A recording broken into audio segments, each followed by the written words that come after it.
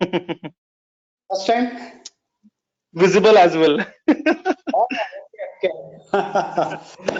Okay. So I am making sure that in every session I will be making my camera at least on, so that because nowadays everything has become virtual, so that at least some kind of connectivity will be there at least from my side. So at least from past 2 months, I started this habit irrespective of the kind of training. Okay.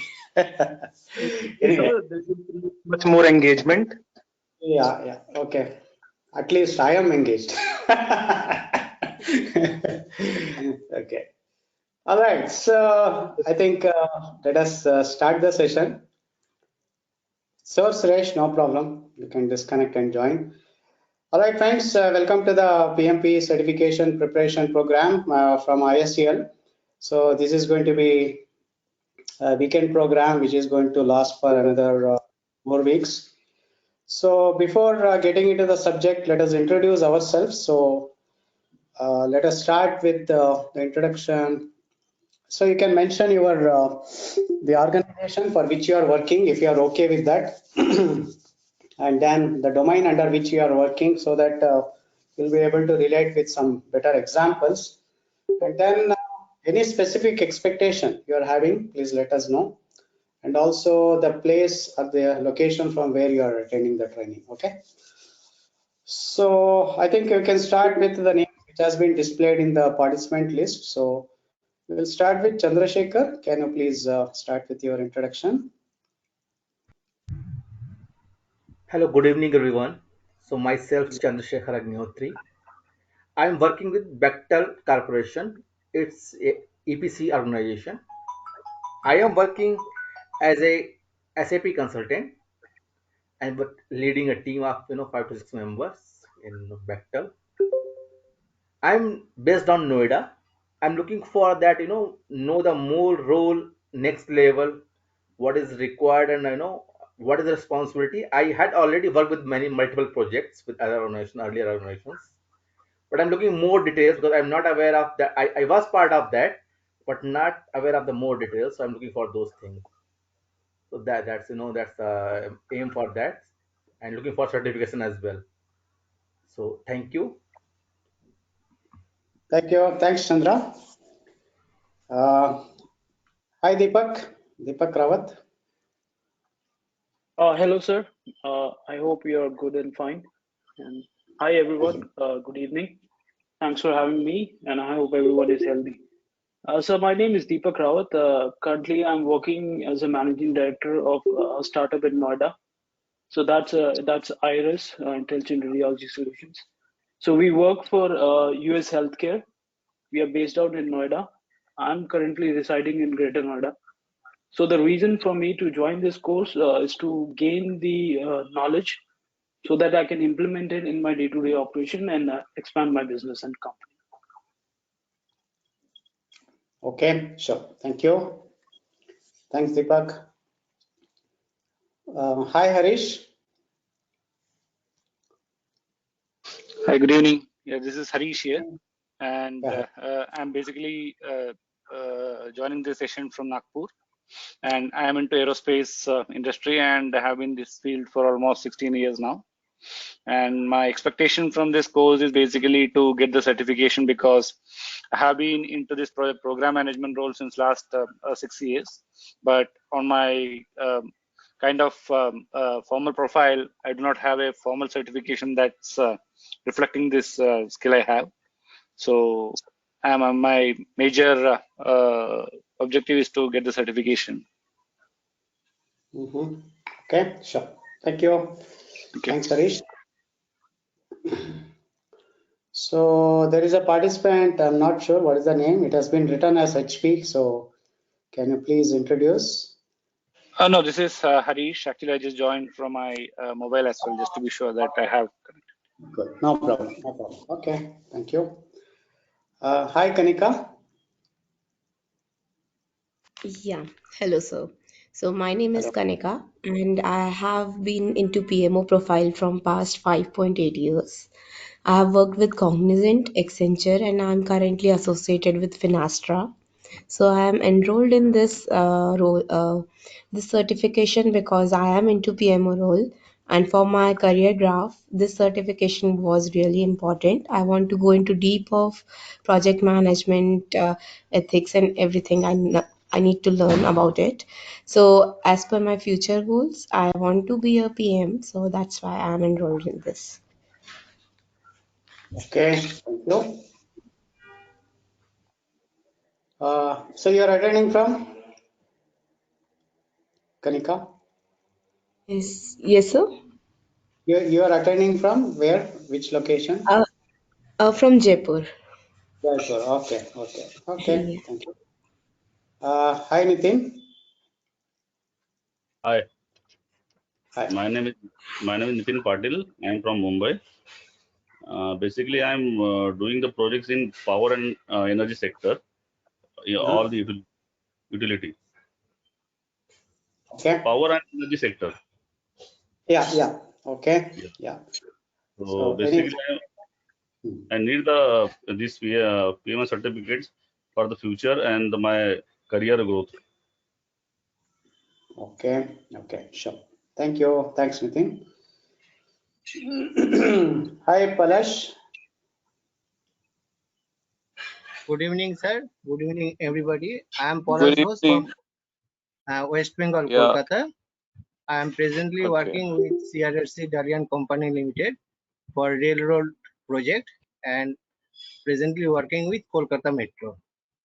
I think I can gain more knowledge about the certificate and I hope I can gain from this session.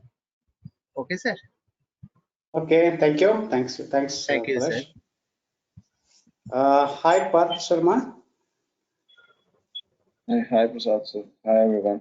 I'm connecting from Haryana, and I'm working as a consultant in SAP ERP. And I don't have much expectation from this course, and I'm still trying to figure it out how it will benefit in my career. But yeah, I'm here for the learning. So that's all. Okay. Sure. Thanks, Parth.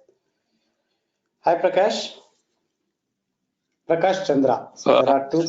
Hello, Yeah. yeah, good evening. I am Good from evening. Goa. And I am actually a civil engineer, passed out way back in 1979. And I'm working as a consultant with DLF Limited. Actually, I joined this course just to know what is PMC, because all this time I've been dealing and many years I have worked, and all this thing I have come across. I just wanted to know how the whole system is put in place. Mm-hmm. So that's how I just joined this course, just to know. Okay. You Okay. get me? Yeah. Yeah, yeah, Yeah. Good. Good. So you must yeah. be thinking, I am doing projects from many years, mega structure projects. What this hell about PMP, right? Yes, that's the main thing, because what happens, I've been working from last 40 years. I've been retired from government job, and then Hmm. last 6 years I'm working with DLF. Hmm. Everybody is telling me about PMC and all that. I would like to Uh-huh. know what it is. Okay. Mm-hmm. You get me? Yeah, yeah, yeah. Okay. So Anyway, when you thanks. say that you Let's started, proceed and see how it is. okay. So if you started your career from 79, I think probably I was just 10 years old, not even 10 years. Okay. I Anyway. know. I started my career from 79. You are right about it. Good, Yeah. good to know, sir. Welcome to the session. Okay. Yeah. I know. Okay. I'm happy to join with you all, because I think all are like were not born, or maybe 5-10 years when I passed my engineering. Definitely, definitely. I think we can learn And more from this session. Okay. Good to okay, know that. okay. Thank you so much. Bye bye. Yeah. Okay. Thank you. Hi, Prakash. Prakash P. Yeah, good evening, sir. Actually, I am Prakash from Max By Technologies, Coimbatore, Tamil Nadu. Mm-hmm. I have been in this industry for around 6+ years. I have been many roles like business analyst and production in charge kind of roles, but I am new to this project manager role. So currently, I am taking care of new role from last week. So I'm going to expect how to manage a new team, how to manage this efficiently running a new project. So I'm looking forward to learn this from this program. Basically, I'm from Coimbatore, Tamil Nadu, but for a short time now I am residing at UAE. Okay, cool. Okay, good. Yeah, Okay. thank you. So we are having two Prakash. So one is already, kind of explored all the things in the project management. One more Prakash is just entering into the project management. Yeah, okay, good combination. Yeah, yes, sir. Thank you. Okay, good. So we are having Prashant. Can you introduce? Prashant, are you okay? I think just now you joined. I think you can take your time to settle. So meanwhile, we can move to Shaktivel. Can you please introduce? Hello, sir. Good evening to all. I'm Good evening. Shaktivil. My native is Coimbatore. My company origin also Coimbatore. So I have a good experience in electronics or hardware. Also, I'm doing a role of hardware technical lead in my organizations. So now I am in on-site TUA Dubai. So I'm doing my commissioning and installation work at on-site Dubai. So I am attending from along with the Prakash and Satiraj, my colleagues in the same meeting. We are all from MacPay Technologies. I am looking for project management. What are the process and what are the management? I'm just very beginning to end, beginning to management. So this is also one of the part of skills. So that's what I'm just looking into the course here. Okay, sure. Thank you. Thanks, Shaktivel. Thank you. Thank you, sir. Thank you. Hi, Satya. Hello. Yeah, hi. Yes, sir. Good evening, sir. Good evening. Yeah, myself Satiraj. I am from Coimbatore, Tamil Nadu. I have a 10+ year experience in BPO and finance side, and finally IoT. So I presently working in MaxPipe Technologies, Coimbatore, handling IoT projects, and my role is tech lead. For career growth and improve my skills, that's why I joined this PMP course. That's it. Sure. Thank you. Thanks. Yeah, thank you. Hi, Shailesh. Oh, hello, sir. This is Shailesh Shinde. I do have 13+ years of experience in finance and account, and currently I'm working with WNS Global Process as a global process owner, and like working in accounts payable. And in my career, I have worked in different domains like accounts payable, general ledger. So yeah, I know the project management, but I want to know the nitty-gritties and the detailed the structure, how it works. And being I wanted to practice as a PMP certified professional basically. And yeah, obviously I want to grow in my organization and my industry. So that's the goal. I'm looking forward from this training. Sure. Thank you. Thank you. Hi, Sharath.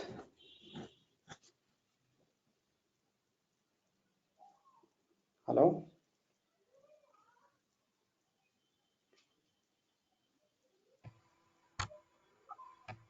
Yes, Sharath. Go ahead. Hello. Good evening, sir. Good evening, team. This is Sharath, and I'm basically from Hyderabad, but currently located in Chennai, working for a big biotech firm as a tax manager.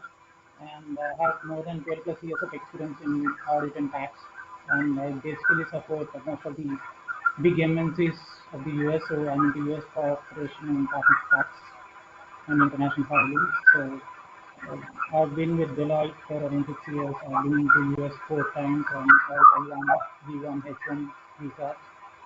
And I've already completed my Lean Six Sigma Green Belt from ISEL a couple of months back. And I wanted to complete my PMP preparation course and then apply for the certification. And I've been in as a tax manager role since last couple of years, and yeah, I've been the point of contact to the US officers and US partners, handling multiple clients of multiple US regions, doing their audits and tax filings. So yeah, this certification will definitely help me grow as a manager and future postings. And yeah, that's what I'm looking at. Thank you. Okay, thank you. Thanks for that. Hi, Sunil. Good evening, sir. Good evening, everyone. Sir, I have more than 10 year experience. Hello. Yeah, go ahead. Yeah, I have more than 10 year experience in US healthcare and working from Noida. And I don't know much more about PMP certification, but I want to implement this in my organization right now. Okay, sure. Thank you. Hi, Suresh. Hi, Prasad. Good evening to all.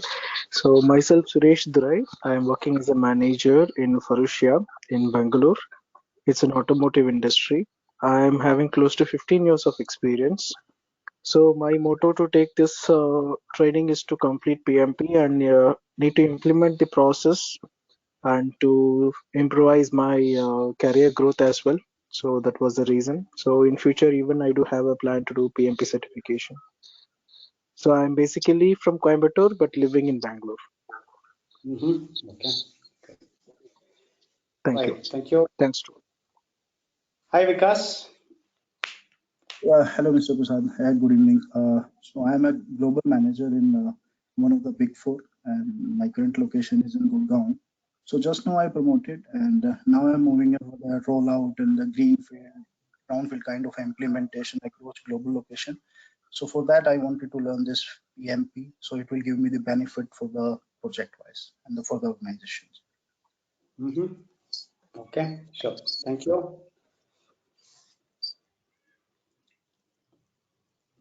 Okay, so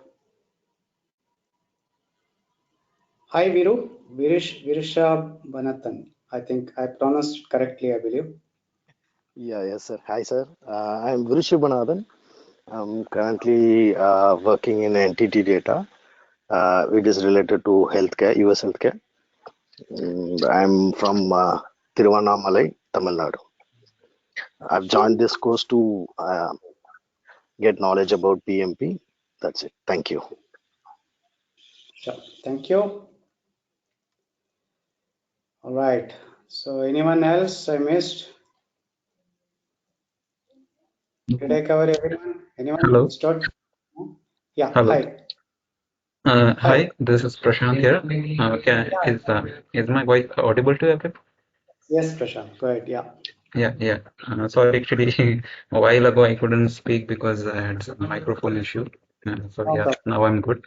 So basically, I'm from Pune, Maharashtra, and I'm currently working as a freelancer. Basically, I'm related to electrical field, and I work in a consultancy. So currently I'm doing this course so that I can work on, basically I can handle the projects on my own. So that is the main purpose. That's why I joined this course. And I hope to have a good session with all of you. So thank you very much. All right. Thank you. Thanks, Prashant. Okay, I think I covered everyone, I believe. Anyone left out? All right. So thank you so much for your introduction. So I formally welcome you all up to the PMP session. So let me introduce myself formally. So my full name is BK Subramania Prasad. So you can call me Prasad. So I'm having about overall close to 30 years experience. So I started my career mainly from the telecom industry. So that was somewhere in early 90s, and then cellular operations started in India. So I worked for a few cellular operators like Airtel, SR Cell Phone in the northern part of India. And then I joined IT industry. So I worked for a few startups, a few MNCs for both product as well as the service industries. So from past 9 years, I'm working as a freelancer. So I'm conducting the trainings for PMP project management trainings, and also related to the certifications like PMP, Prince2, and then ITIL, which is Information Technology Infrastructure Library, which is mainly for the IT operations. And then, so these are the main things. Of course, I'm certified in CSM also, that is Certified Scrum Master. Okay. So I'm born and brought up from Mysore and settled in Bangalore. So this is my personal background. Yeah. So at present, I'm handling the session from Bangalore. Okay, so I think we'll start with the subject. So before getting into the subject, let us understand a few fundamentals. So let us start with what is PMI, PMP, etc. So you may be aware of all these things, but nevertheless, let us understand a few things, mainly from the application process point of view and how it looks like. You are going to spend some time on that, because people may be having some questions related to that.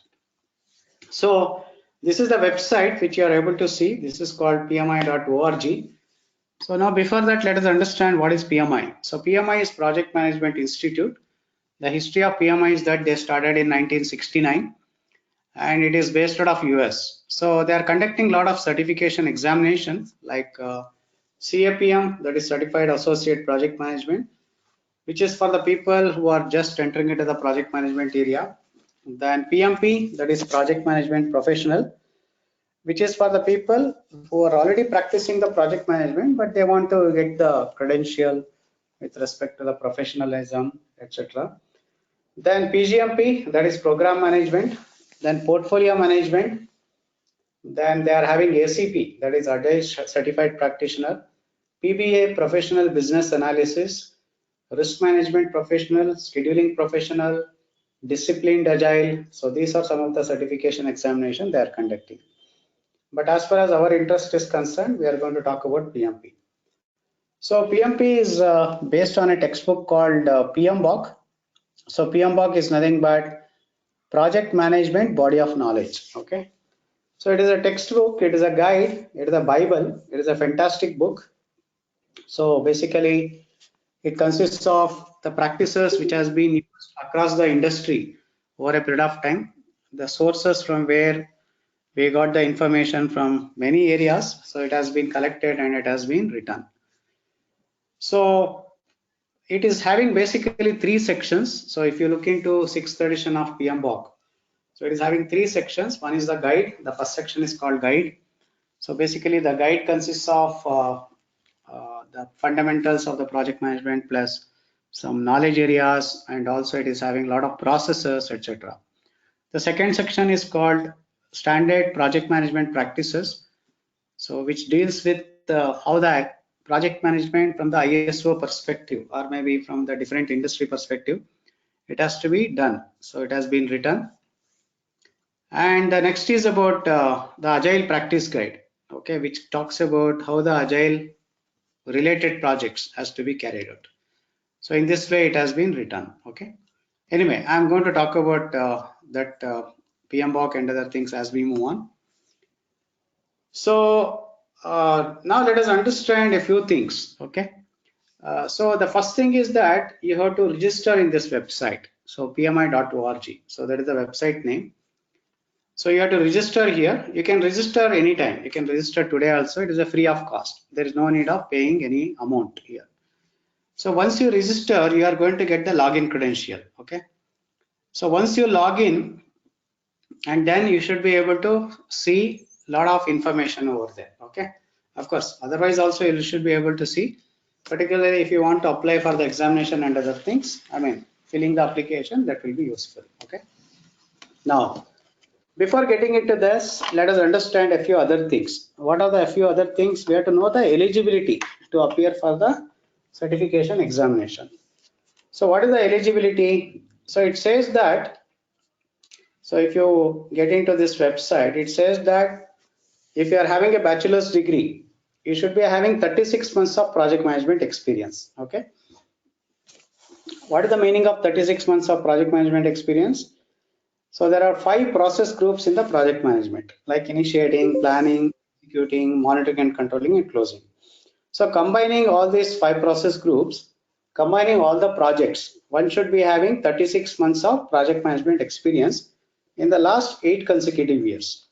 So the meaning of 8 consecutive years is there should not be any gap in the calendar year.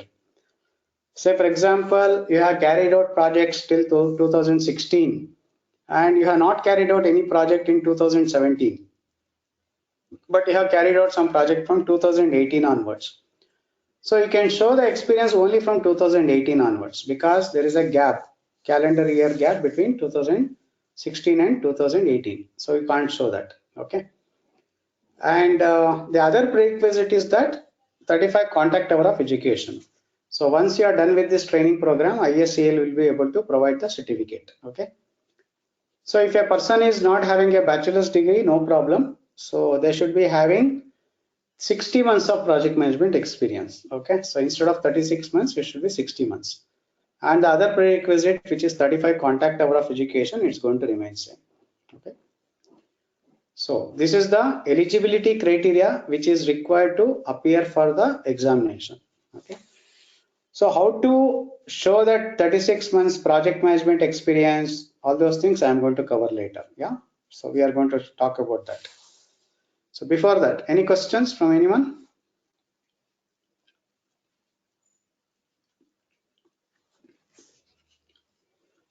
Hello. Okay. Yeah, please. Yeah. Yes. Am I audible? Yeah, Prashant, go ahead. Hello. Yeah, Prashant, go ahead. Okay. So now coming to the other things. So what you have to do is to appear for the examination, you have to fill application.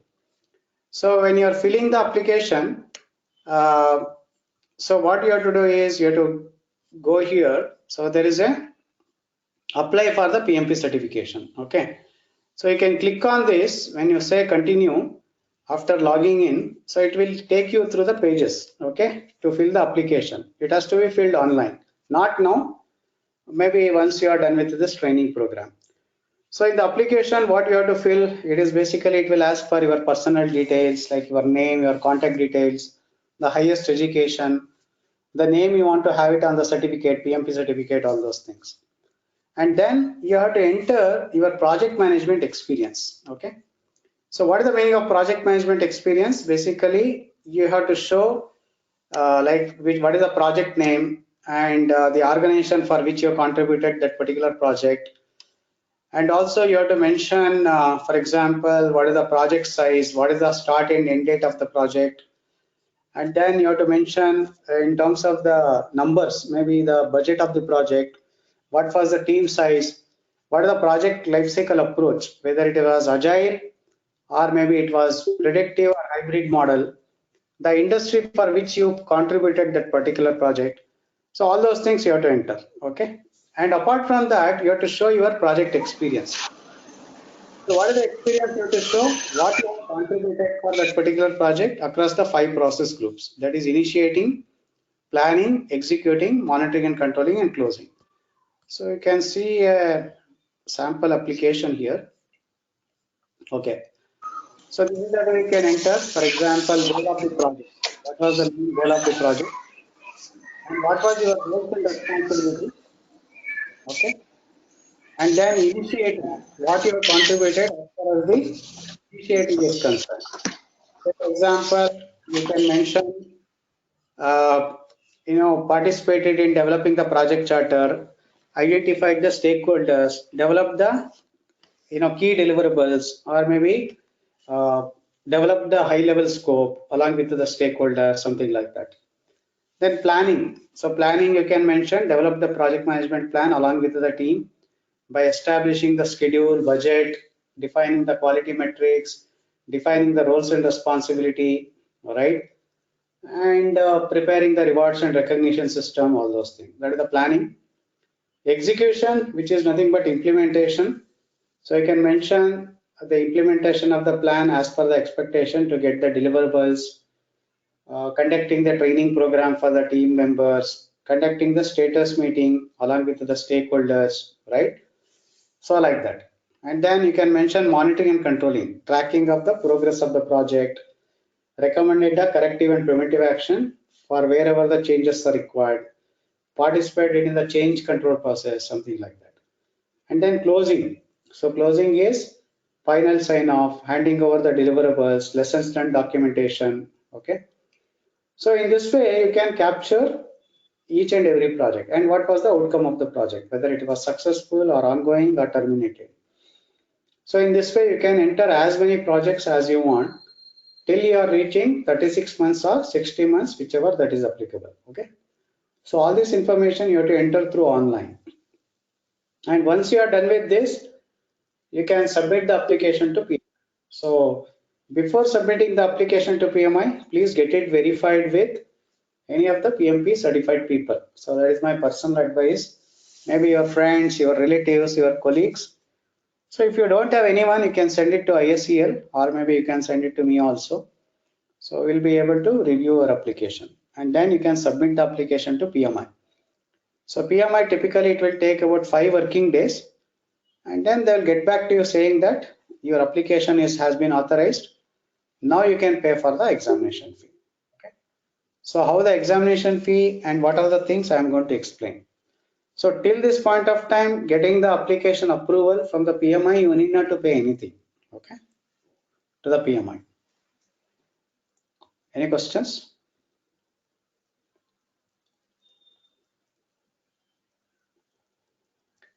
Are you getting what we are talking about? Hope you are all following that. Yes. Yes, okay. Very clear. Thank you. Okay. So once you submit the application, so PMI will take about 5 working days and then they will get back to you saying that your application has been authorized. Now you can pay for the examination fee. So coming to the examination fee, there are 2 parts to it. One is becoming the member for the PMI. Okay. So the other one is the examination fee. So what is the membership fee? Membership fee is $129 plus $10 you have to pay. And then you have to pay along with that maybe some taxes and other things. Overall it will come to about $150. Okay. And if you are a member, the examination fee will be $405. Okay. Suppose if you are not a member, then the examination fee will be $555. So you can get into this. Okay. So I'm talking in terms of the dollars. Of course, you can pay in terms of the INR also. Okay. So if you are a member, membership fee is $150. So including the taxes. If you are a member, the examination fee will be $405. If you are not a member, the examination fee will be $555. So my personal advice is that please become the member for the PMI. So the advantage is that, of course, you will be able to save some money, which is not a maybe about 7K or something like that, 7K INR. Okay, after conversion and everything. Other than that, you will be able to download the PM Walk license to you, and also they will be conducting a lot of webinars. You will be able to understand what is happening latest across the industry. Okay. So these are some of the advantages of becoming the member. But as I said, membership is not mandate, but it is left to you. But that is the basic thing. And then once you pay all these things, PMI will send you a mail saying that now you can pay for the, you can book the examination. Okay. So they will send the login credential. So using that, you should be able to book the examination. So how the examination works, I am going to explain. Yeah. So any questions? No questions. Now coming to the examination, it is a proctored examination. It is a closed book examination. In the sense, nothing is allowed inside the examination hall. It will be conducted in a very strict vigilance. So the examination will be conducted in Prometric Center or any of the Pearson centers which has been authorized by the PMI. Of course, you can appear for the examination from home also, but irrespective of that, the examination will be under a very strict vigilance. In the sense, the proctor will be always there. So in the examination center, the people will be there. But if you are taking online from home, your camera will be on and the proctors will be watching you. And nothing is allowed. In the sense, including your water bottle, watch, wallet, nothing is allowed inside the examination hall. Even in from home also. They will ask you to show the room completely. And on the desk, nothing is available. And no one should be entering into your room. All those conditions are there. Okay. So coming to the examination pattern, it will be having 180 questions. So it is all multiple choice questions. In the sense, it is not a descriptive answer which you have to write. You have to tick the answers, A, B, C, D, whatever it is. So typically the questions will be in the form of selecting only one option, selecting multiple options. And there are questions like hotspot question, we will say. Hotspot question means they will be showing some graphs. So based on the graphs, you have to answer the questions. And also it will be having match the following. It is like a drag and drop like that. And the number of questions are 180 questions. And the duration for the examination is 230 minutes. Apart from this, you can take 2 10 minutes break. But how the examination works is, the first 60 questions will appear, 1 to 60, and then you can review the questions and then you can submit and then take 10 minutes break. And then once you come back from the break, after that question number 61 to 120 will be displayed. Then the same way. So you can review and submit and then you can take 10 minutes break and come back once again. You can answer 121 to 180, last set of questions. So in this way, the examination will be conducted. And there is no negative marking, so please answer all the questions. And once you are done with the examination, so you can submit the end button. So once you are done with the end, it will take about 2 to 3 minutes in the back end, and then it will display the message. The person has completed the examination, it will give the result as congratulations. This is how the grading of the score. Okay. So the examination will be announced in terms of the grading. There is no passing percentage like 70, 80% like that.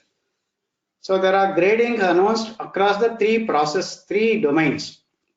One is the people domain, process domain, and the business environment. So how you are scored in all these 3 domains, it will be displayed. Okay. For example, the grading will be in terms of the above target, target, below target, and needs improvement.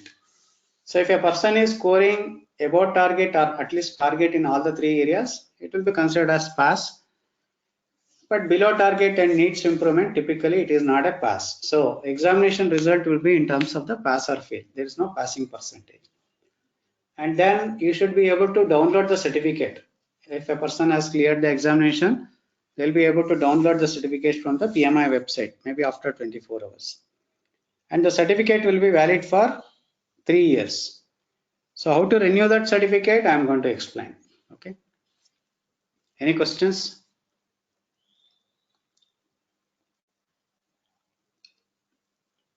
Anyone having any questions? No, thank you. Okay. So these are all positive cases. Now let us talk about the other things. See, once you submit the application, there is a possibility that some of the applications may be selected for auditing. So if the application is selected for auditing, so you have to furnish some of the following details. So auditing can happen on a random basis. So it says that all applications are subjected to an audit, although only a percentage of applications are selected for auditing. So if the application is selected for auditing, then you have to provide some of the details. What are those details? One is the copy of the education certificate, And then the second thing is about your project experience. Whatever you have filled in the application, it will be translated to multiple pages, and you have to download that, and you have to take the printout of that. You have to get the signature from the contact person who has authorized, who know that you have contributed that particular project. They can be your supervisors, managers, or any other stakeholders, customers, vendors, whoever it is. And the last part is about 35 contact hour of certificate, education certificate, which will be issued by ISEL. So all these three things you have to, send it to PMI through postal. It is not question of uploading. You have to send it through postal, hard copy. And then PMI will take about 10 working days once they received it. And then they'll get back to you saying that your application has been approved.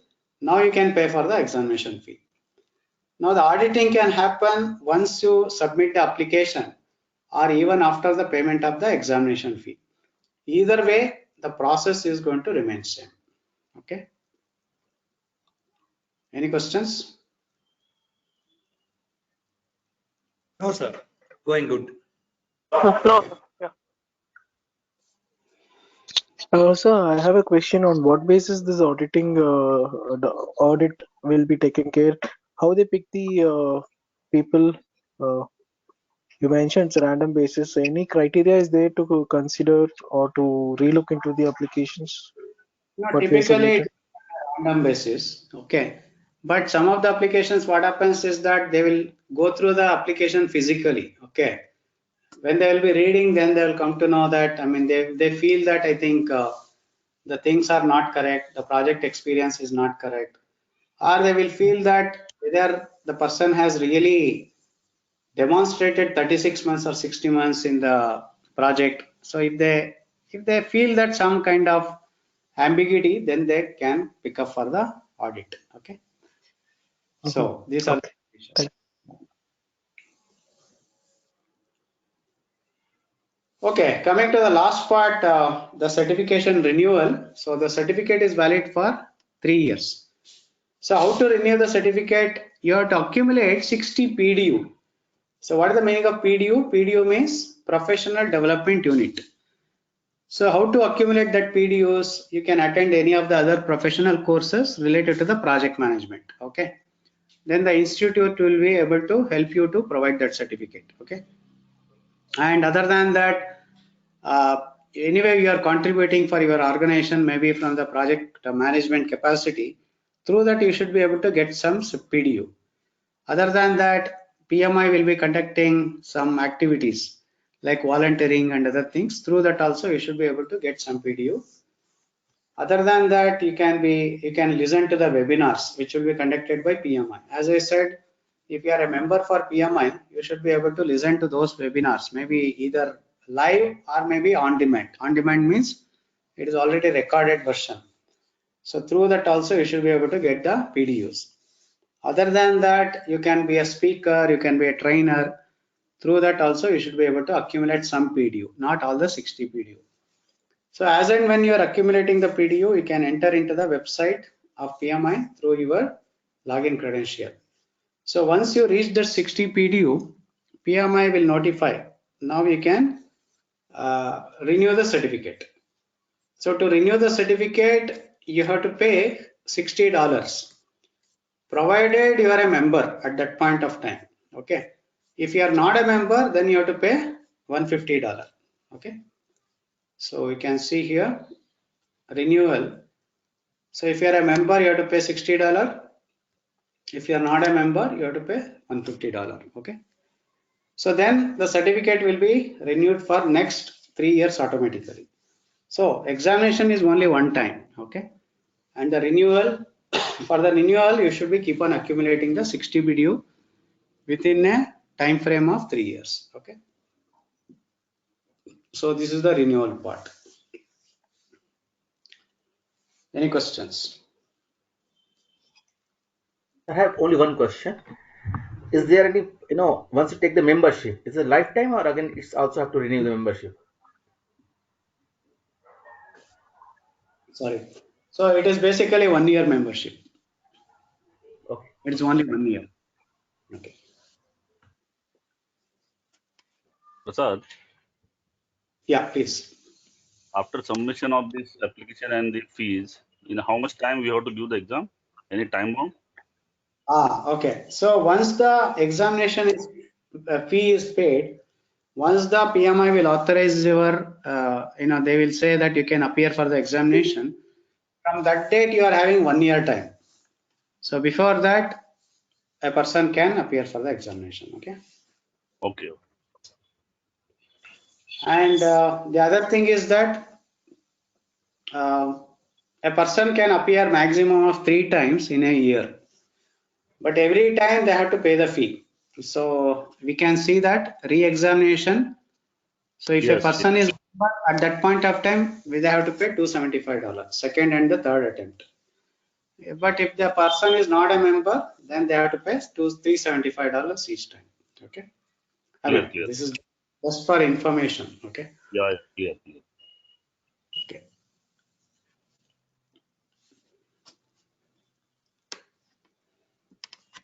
Okay, I think these are the fundamentals. Now let us move on to the examination syllabus. See, when we talk about the PMP examination, it is based on a book called Examination Content Outline. So this examination content outline, it is having different domains, and each domain, what are the tasks has to be carried out, and each task how it should be enabled. That is what it covers. Okay. So, but all these things are mapped to PMBOK. So this is the distribution of questions, percentage distribution. From the people domain, you are going to get 42%. Process domain, you are going to get 50%. From the business environment, you are going to get 8% of the questions. And these questions, it will be covered under all these 180 questions or 100% questions will be covered under two areas. One is the predictive approach. The other one is the agile or the hybrid approaches. Okay. So as far as this curriculum, we have to understand the agile also. That is very important. Okay.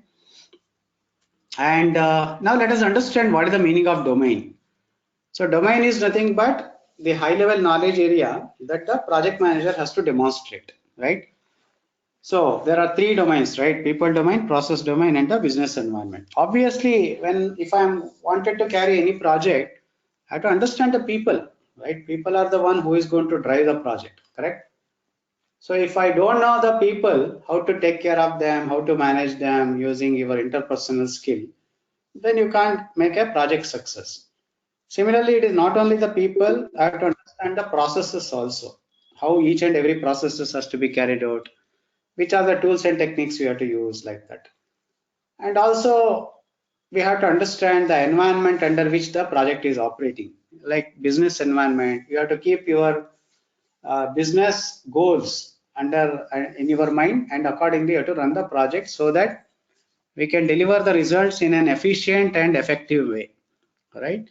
So that is why the domain understanding has to be there.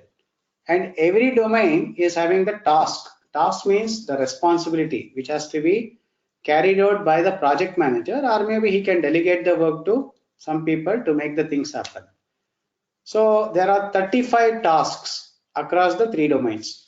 In the sense, the process people domain is having 14 tasks, process domain is having 17 tasks, business environment is having 4 tasks.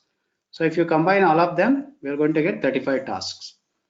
And to carry all these tasks, we have to have some trigger point that is called enabler. An enabler can be a tools and techniques, or it can be a document, or it can be a situation, like that. Okay. For example, let us talk about a people domain. See, the people domain, this task is called manage conflict. So what is the meaning of conflict? Conflict is nothing but difference of opinion. From where it will arise, or who is going to have a conflict? It is between the people, right? So that is why it is under the domain of the people.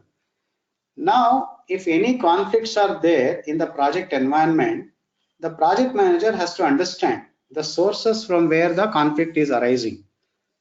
The sources can be, for example, it can be because of the schedule, it can be because of the administrative work, it can be technology, it can be what do you say, the priority, it can be personal work style. A number of reasons can be there because of which the conflict can happen. So the project manager has to analyze that because of which the conflict is coming. And then he has to take care of the, or identify the different solutions. Okay. How we can take care of that. For example, there are different conflict resolution techniques like you can do the forcing, you can do the smoothing, accommodating, or you can carry collaborating. There are a number of ways. So which is suitable under the given situation, you have to take the action, right? So in this way, the different tasks being carried out under the people domain. So there are 14 tasks under this. Okay. Now coming to the process domain. So process domain, we are having 17 tasks. Say for example, manage communication. So what is the meaning of communication? It is basically exchange of information, project information between the stakeholders, right? So, but how the communication will happen, why, when, where, how, what, everything has to be understood by the project manager and the team. So we have to plan for that, right? Like methods, it should be understanding the frequency, we should understand the model, etc., etc. So we have to create a plan. And after that, we have to start implementing that plan. That is through managed communication. And also, we have to ensure that is the communication is happening as per the expectation. We have to monitor that. So in this way, this particular task called managed communication will be covered. So this is having, this process domain is having 17 tasks. And the last is business environment. So where 8% of the questions will come. So we have to understand the project, not only just understanding the people and the process, we have to maintain some regulatory also. We have to follow the regulatory governance, culture, we have to understand, or we can call it as EHSS, right? Environment, healthy, safety, security. We have to consider when we are doing the planning, and also we have to ensure that are we following it or not. Otherwise, if you are deviating from that, if you are going against the regulatory and other things, the government may blacklist your organization. So from that angle, the project manager has to consider business environment also, right? So in this way, there are different tasks and the overall domain has been explained here, okay, in this book called Examination Content Outline. But eventually, all these things are mapped to your PM work, okay? So that is what we are going to understand over a period of time. Okay. So I think this is the brief which I would like to explain about the application and the examination and the other things. Okay. Now coming to the training program, I think this is for about overall 24 hours, I believe, right? So it is. It will be conducted on Saturday, Sunday between 8 p.m. to 11 p.m. Indian Standard Time. So now conducting the training, basically I will be using I will be connecting two laptops, or maybe two systems rather. One is the laptop, the other one is the tab, okay? And I will not display any slides, okay? I don't have the habit of going through the slides and other things. So what I will do is I will be keep on writing. I will open my notepad and I will be keep on writing that, okay, whatever I'm explaining or whatever the important topics, okay, and then I can distribute that as a notes in the end or maybe in between also, okay, to all of you. So that is one thing. And other thing is that basically the ground rule is that please keep yourself in a mute condition just to avoid unnecessary disturbances. And if you are having any questions at any given point of time, you can unmute and ask the question, okay? Don't wait for the entire session to happen, then only you'll ask the question. If you are not able to understand at any given point of time, any point, please stop me, okay? So saying that I did not understood this, can you explain once again? Or if I am not able to understand the example, please give some other example, whatever the condition, okay? And don't assume that it is a simple question or a silly question. Question is a question, right? We are all here to learn something, understand. So even I am also a learner.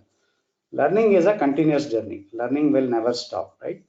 Every minute, every day, every hour, every week, every whatever. We'll be keep on learning something or the other, right? So that is a different thing. Okay. Okay. So coming to the session, we are having 3 hours session. Do you want any break in between? Yes. Okay. Otherwise, it will be like too much heavy. Okay, no problem. So maybe after 1.5 hours, we can take about 10 minutes break. Okay, is that fine? Okay. Sounds good. Thank you. Yes, sir. Okay. So I will be covering the syllabus, and I'll also be demonstrating some sample questions also at the end of every maybe important modules and other things. Okay. So that is the way the training will be conducted. Yeah. So any questions from anyone?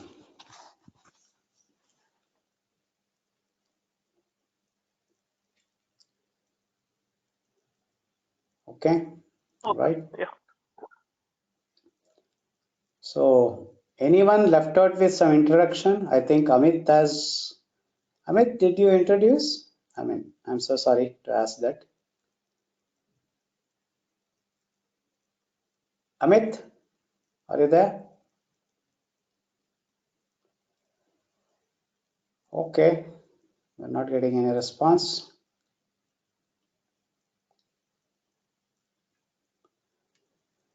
Okay, so let us start with some subject and something.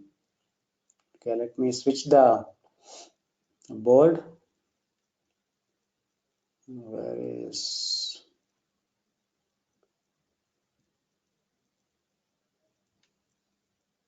Okay.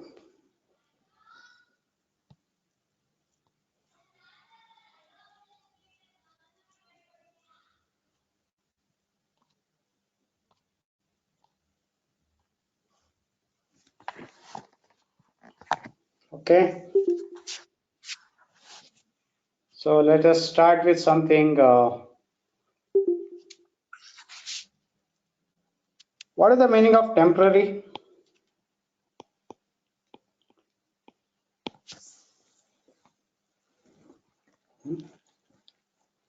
The shorter Not span. permanent. Which is not permanent. Shorter span. Shorter span. Okay. Okay. What is the meaning of unique? Which is Something not different. identical. Something different. Okay. Which is not identical. Same. Which is not identical. Okay. What is the meaning of scope creep? Increase in work. Changing Sudden scope. increase or change in scope. Change in scope, increasing the work is called scope creep. Okay. sudden increase in work. Yeah. Sudden increase in the work. All right. What is gold plating? Doing more than what expected. Doing. Okay. What is the meaning of crashing? Sudden unexpected landing. Sorry? Sudden unexpected landing. Sudden unexpected landing. Okay. Making the work faster. Making the work faster. Okay. What is the meaning of lead and lag? Ahead and ahead and behind. Behind. Okay. What is the meaning of lead time? Time taken to complete an activity. Time taken to complete activity. Then what is the meaning of cycle time? It's when you combine multiple tasks and complete it all together, that's called lead time. Whereas when we are completing each task, what is the time taken? That is called cycle time. Or duration of completing the activity. Duration of completion of activity is called cycle time. Okay. What is the meaning of residual risk?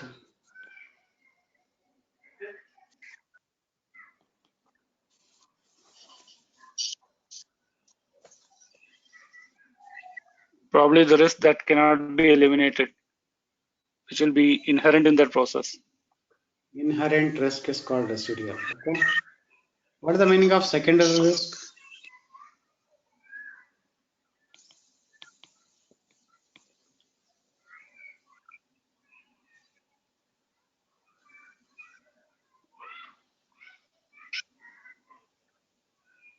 Low priority or low possibility risk.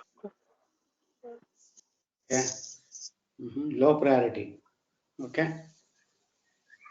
All right. What is the meaning of product backlog? The overdue activity or the task yet to be completed beyond the due date. Okay. Pending activities which are pending, I mean, which okay, crossing the timeline. Okay. What is the meaning of sprint?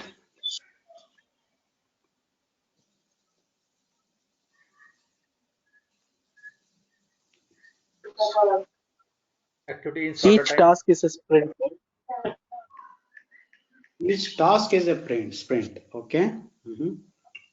Any activity for shorter time. Any activity for shorter time is called sprint. Okay. All right. Anything that is done at high speed. The things which are done at a high speed is called sprint. Okay. All right. You may be wondering why we are asking all these questions, right? What is this? Basically, when we are going to talk about any certification, we have to understand the terminology, which is very important. Okay. We may be carrying a lot of projects and other things. But the thing is that from the industry point of view, which are the terminologies which has to be used under what circumstances we have to use that. By the way, all these terminologies come based on the standards. Okay. For example, project management has been derived from the standards like ISO 21500 or maybe some terminologies from the American standards. So we have to start using that. So even in the certification examination also, there may be questions related to the situational, right? Then they will be asking the questions with these terminologies. But unless we are going to understand these terminologies, we can't understand the question also. And in turn, we can't answer the correct option, right? So these things are important. Anyway, this is just a sample which I am asking, but as we move on, we are going to talk about more and more about this, okay? So let us start with why project. See, before doing anything in life, we have to ask the question why, correct? What, where, when, how can be answered easily, right? But without knowing why, you can't make the rest of the things answerable in a easy way, right? Similarly, why project? Why we have to carry a project?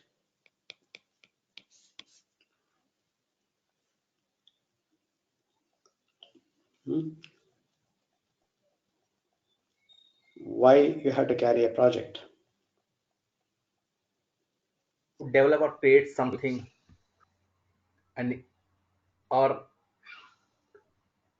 for a service. Okay. To complete a mission in a systematic way. To complete a mission in a systematic way, you have to carry a project. Okay. Are you answering how or why? Why? Why? Okay. All right. Any other answers? To meet To the achieve the organization. To achieve a defined goal. To achieve a goal. Okay. To achieve the desired outcome. Basically, to achieve the desired outcome. Yeah. See, basically, whenever we are going to start any project, there will be a reason behind that, right? Without reason, nothing happens. So, similar way, a project will be initiated with some reason. What can be the reason? For example, typically in the organization, there will be a problem or there is an opportunity. So they have to come out of the problem. Because of that, they may initiate a project. Or there is an opportunity, there is no problem. So they want to grab some opportunity, maybe to increase the revenue or increase the market share. Because of that, a project may be initiated. Or there is no problem, there is no, opportunity. The regulatory is changed from the government. So whether you like it or not, you have to implement that. So because of that, a project will be initiated, right?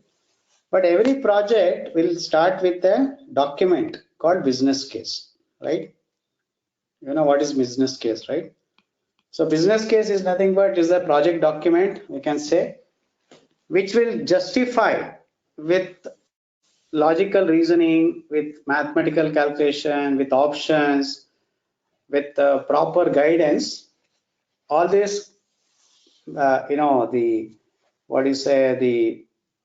subject will be captured in the elements will be captured in the business case. Okay.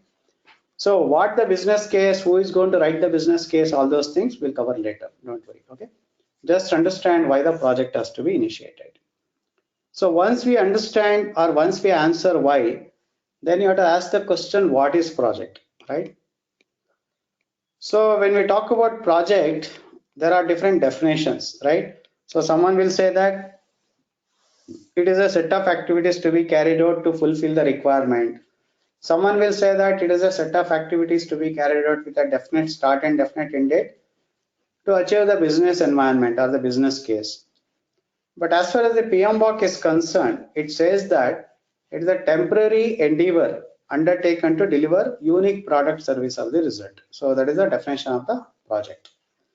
So when you look into this sentence, it says that it is a temporary endeavor. So temporary means which is having a definite start and definite end date. That is the meaning of temporary. So don't assume that temporary means short in nature. No. A project can be of any duration. It can be 1 week, 1 month, 1 year, 3 years, 10 years. But every project is going to start with a definite start and definite end date. That is the meaning of temporary. Okay. It is a temporary endeavor. Endeavor means effort undertaken to deliver unique product, service, or the result. So this is one more characteristic of a product. Unique means different from each other, right? Say for example, the output of a project can be different, or the customer may be different, the location where we are working on the project may be different, the budget may be different, the technology may be different, the life cycle approach may be different. So from that perspective, every project is unique in its nature. Okay. So the output of a project is product, service, or the result. So what is the meaning of product? Product is something which you can see it, use it. For example, laptop is a product, car is a product, your applications, SAP applications, ERP. So those are all your products, right? Or it will be undertaken to deliver the service, maybe consulting service, training service with a definite start and definite end date. Or a project will be undertaken to deliver the result. So result means something which may be intangible in nature. Intangible means where you can feel it, experience, insights, it can be happiness, right? Those are all your result. For example, improving the customer satisfaction, maybe from one level to the other level. To achieve that result, we are going to start a project. Or any event management, wedding is a project. Will you agree? So the people will be able to celebrate. So to make that celebration happen, so they are going to take it as a project, right? So this is the definition of the project. So a project will be having a characteristic like temporary, it is unique, and the other one is every project is progressively elaborated. Okay. So what is the meaning of progressively elaborated? So as and when we are going to start any project, we may not be having the detailed understanding of how to carry this project. So as we approach towards that date, then we will be able to know how to carry this. For example, let us say I want to carry out a few activities to make the deliverables happen. So initially I will think that these activities has to be carried out in a manual way. But as the day approaches to carry those activities, then I will come to know that there is automation which is available. So that is nothing but progressively elaborated. So as we progress, we will be able to elaborate more and more in details, in clarity will be there, so that we can run the project in an efficient way. That is called the progressively elaborated. And every project is going to carry the uncertainty, which we will call it as risk. Okay. Have you worked on any project without any risk? Have you worked on any project without any risk? No. No way, right? No. I've seen some people, they will say that in my project there is no risk. I would say that itself is a risk in the project. That means to say that they have not spent much time and money on the risk identification, right? So these are some of the fundamental characteristic of a project. Whether you like it or not, these things will be there in the project, right? Any questions? No, sir. Okay. Then what is operations? We'll say project and operation, right? What is the meaning of operations?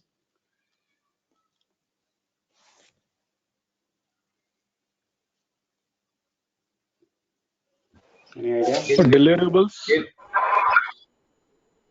Deliverables. Day-to-day activities. Project. Execution of a project. Execution of a project. Repeat activity. Huh? Business activities, yeah. Repeat Business. activities. Okay. Utilization of the project.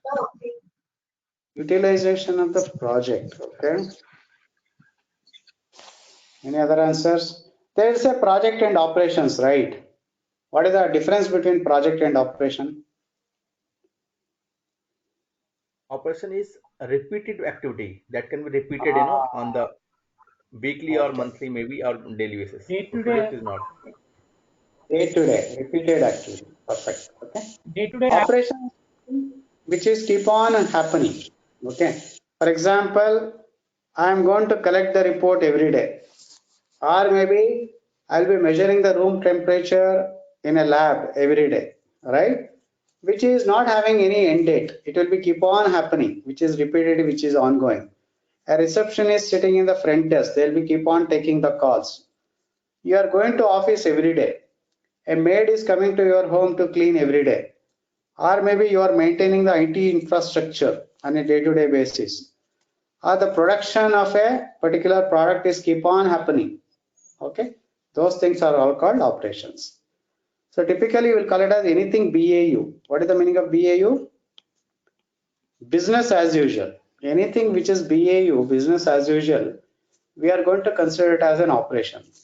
Anything which is not BAU, then you are going to take it as a project. Okay.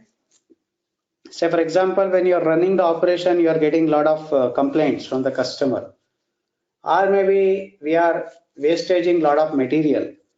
So to come out of that situation, you will take a project to overcome that particular thing. Probably you are going to implement Six Sigma principle to overcome that variations, or maybe lean principles to reduce the wastages.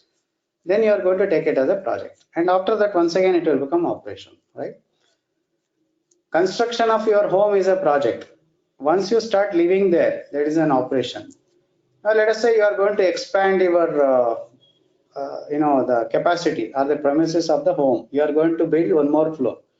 Then that will become a project, and once again it will become operation. So in this way, the project and operations will be keep on happening within the organization. And also there will be always an intersection between the project and the operation, right? For example, you are going to carry a project, and output of the project will be getting into the operations. People will start maintaining that, correct? Or it can happen in parallel also. For example, this is project, and operations can start here itself. So you are having a number of deliverables like this. So you are going to start giving it to the operation people. They will start using that.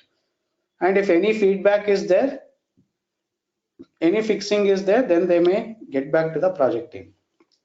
So there will be always an intersection between the project and the operation. But at the end of the day, we have to distinguish between what is project and what is operation. Okay. So operation manager is different, project manager is different. That is very important. Any questions? Okay. No, sir. What is the meaning of project closed?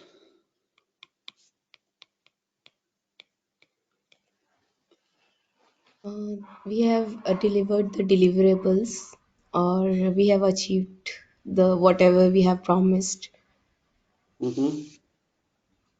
Okay. Any Success other? of UAT to customer. Okay. Commercial and technical closure. Commercial and technical closure is called project closed. Okay. No further work, either it is closed or it is terminated or successful, whatever. Okay. Yeah. That is, Okay. When we say project is closed, either it can be success or it can be terminated. Okay. So don't assume that project closed means it's always successful. A project closure can happen because of the termination. So why the termination can happen? For example, funding is exhausted, or the technology has changed, or the organization itself is not interested to carry the project, or the customer is not interested to take your project. So because of a number of reasons, a project may be terminated, right? Irrespective of the condition, the project has to be closed formally, okay? Because it is going to have a lot of activities. For example, we have to ensure that the deliverables are as per the expected value. We may have to hand over some deliverables. We may have to get some payment. I mean, legally, we have to close it, okay? There is no more relationship between me and you as far as this project is concerned. We have to clearly define that, irrespective of the success or the failure. So that is why the project has to be closed. Okay. And apart from that, there can be some lessons learned. See, project closure in terms of the termination itself is a big lessons learned, right?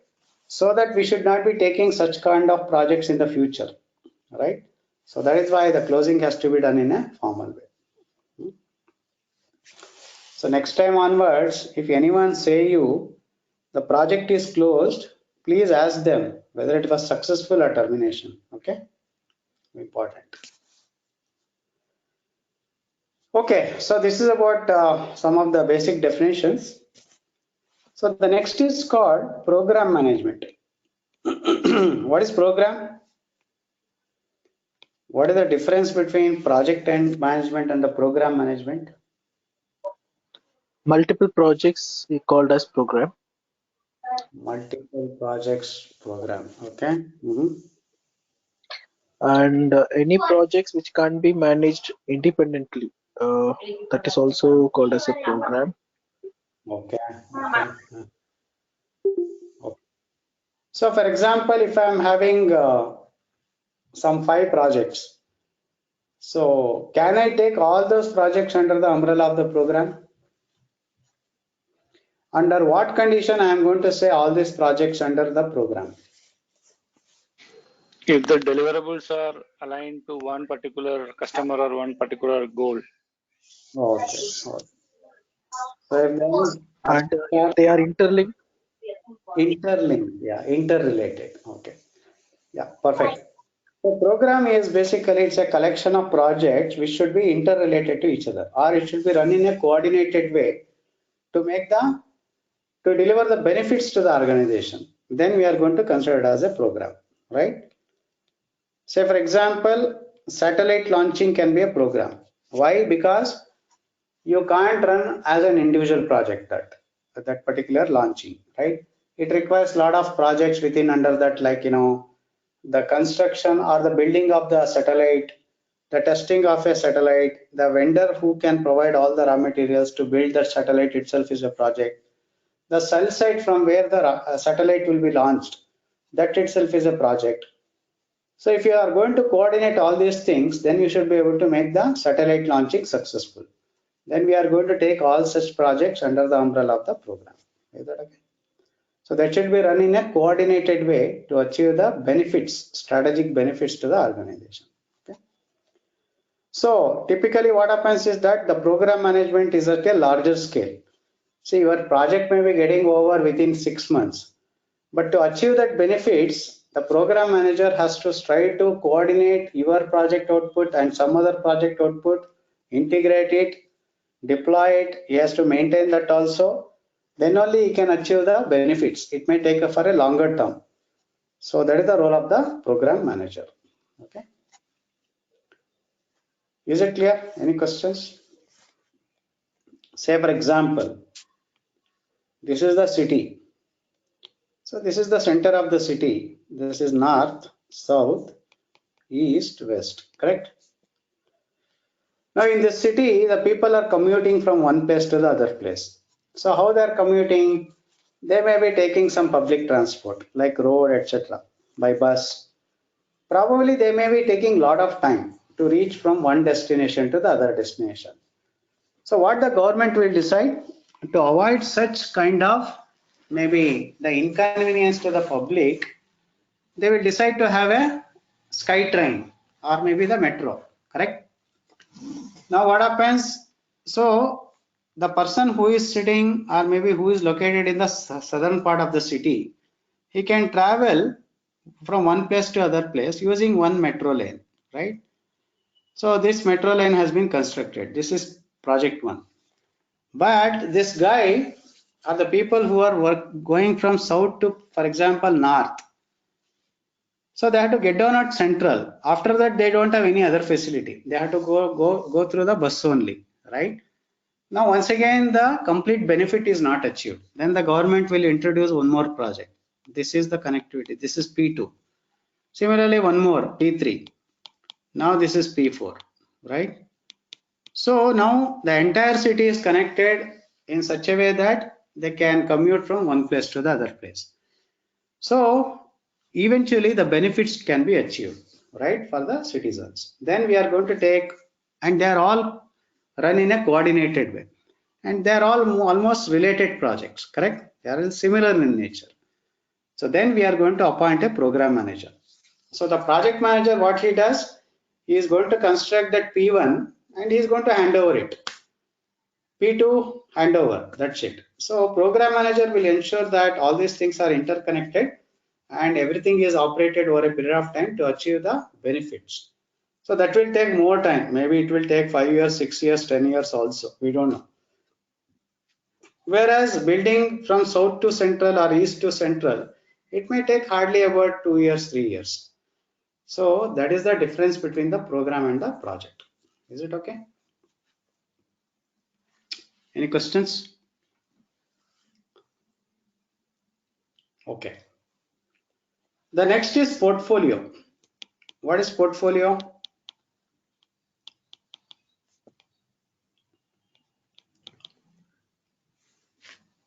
Collection of use cases.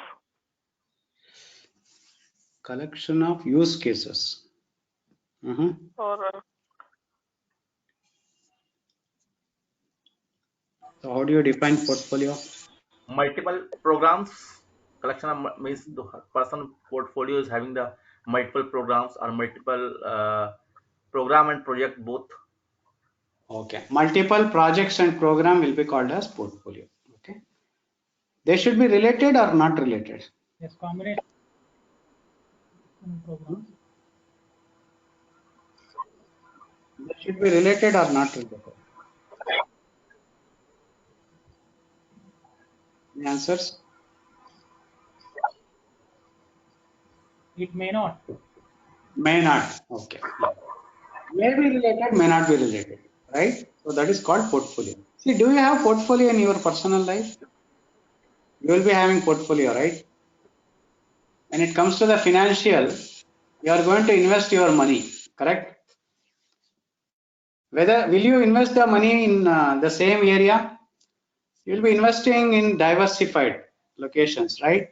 Maybe some percentage in stock market, some percentage in bank, some percentage maybe in cryptocurrency, right? Some percentage maybe in gold. So if one area is coming down, the other area will take up, right? So in this way, you should be able to balance it, right? That is nothing but your portfolio. The same way, the portfolio manager. So what he does, he is going to run all the projects program, maybe to achieve the strategic benefits, not the strategic benefit, to achieve the strategic objective of the organization. Then that is called portfolio. Okay. For example, my organization revenue is $20 million. I want to make it as $40 million. Okay. So there are a lot of projects program coming from US market. So what I will do, I will appoint a portfolio manager. It is something like this is the portfolio, and this may be the US portfolio. Under this, you can have sub portfolio. Then it will be having program. It will be having project. It will be having operations. And under this, we can have program. Okay. Then it may be having project. And under this, once again, we should have project, right? This is also having project. So this is the relationship between the project, program, and the portfolio. For example, this is the telecom project or telecom sub portfolio. This is a banking program. This is a healthcare, right? This may be something related to, let us say, power related. Now this may be data related. This may be voice related. This will be the banking project, right? This is also banking project because they should be similar in nature. This is also data. This is also data, correct? So this is the way the structure will be defined, right? So portfolio comes above. We will be looking at the strategic objective and also under the program and other things, okay?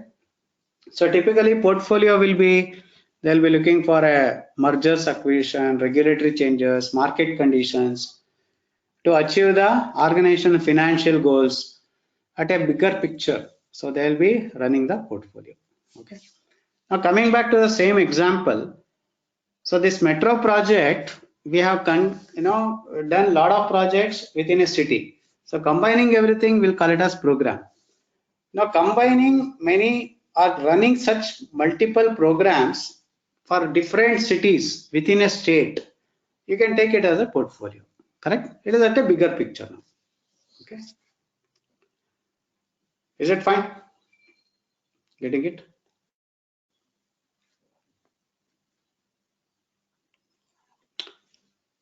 Yes, Okay, so thank you. I think these are a few fundamentals. So the next thing is about a few other points which I would like to cover: fundamentals, constraints of the project, stakeholder, etc. So do you want to take a break? We are in the exactly halfway. So I'll be back after 10 minutes. Is that okay? Yes, sir. That will be good. Okay. Thank you. Yes, Thank sir. you. Thank you. Okay.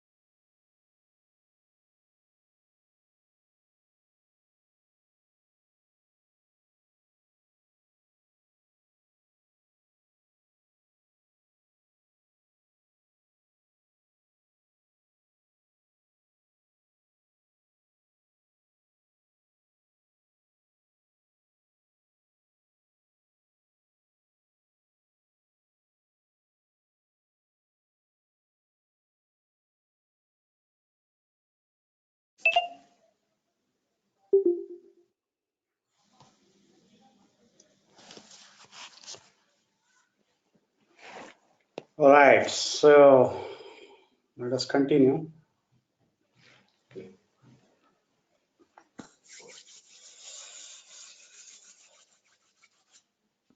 Okay, so any questions from anyone?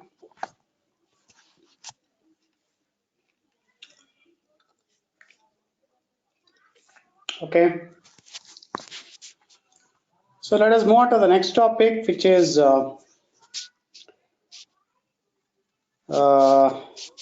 constraints of the project. What is the meaning of constraint? Something that's considered as a roadblock. Roadblocker. Okay. Any examples? Resource availability. Okay, resource. Technology. Technology.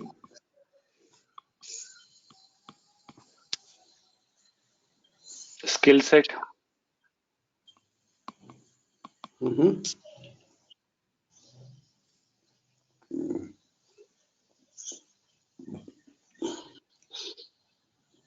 Infrastructure.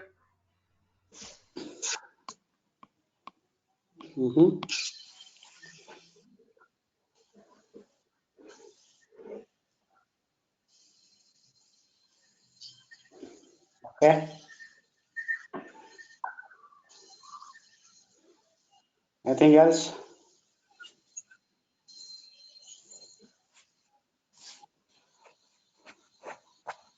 How about timeline? Yes. Cost. Environment. Scope. Environment.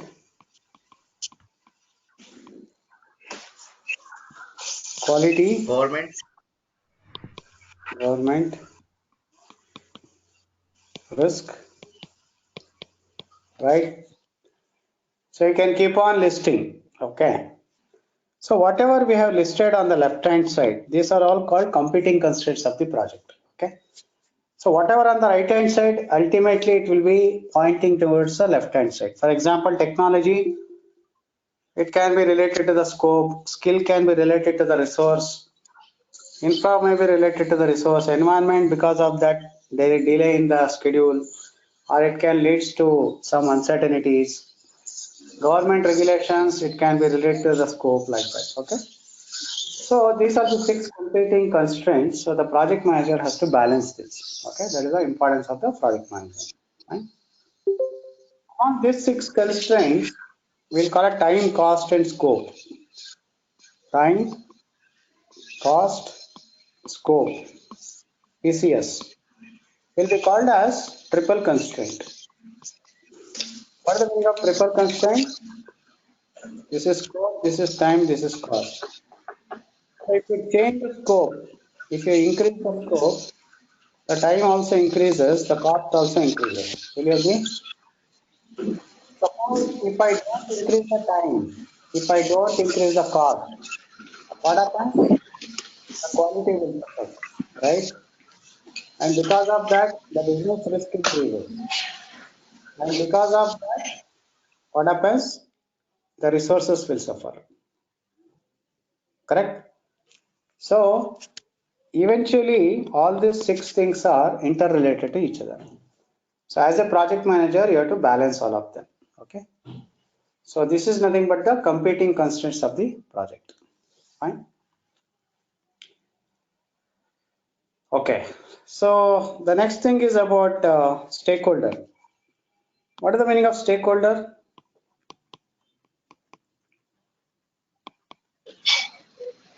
Who has a value assigned for that project in terms of responsibility. Okay. Anything else? So who may be the stakeholders for the project?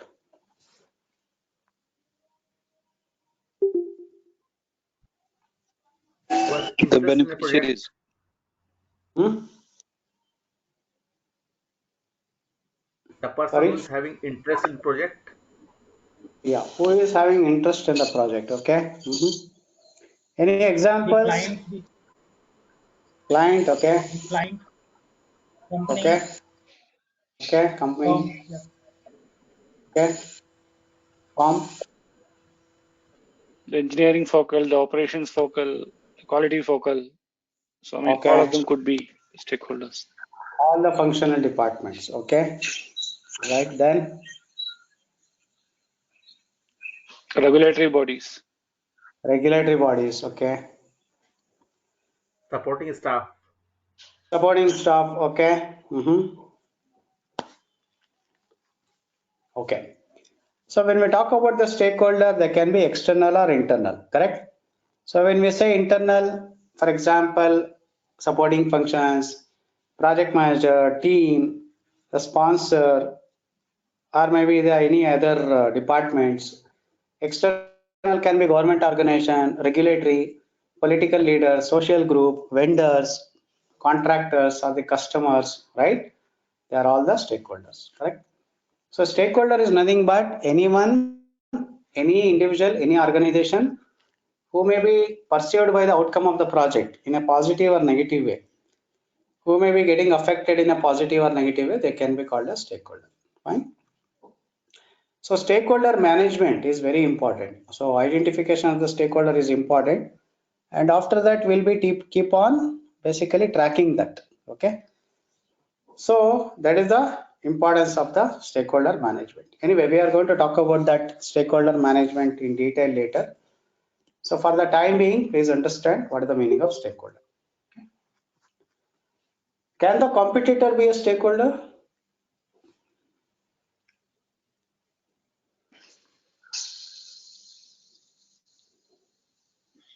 Could be. Yes. How?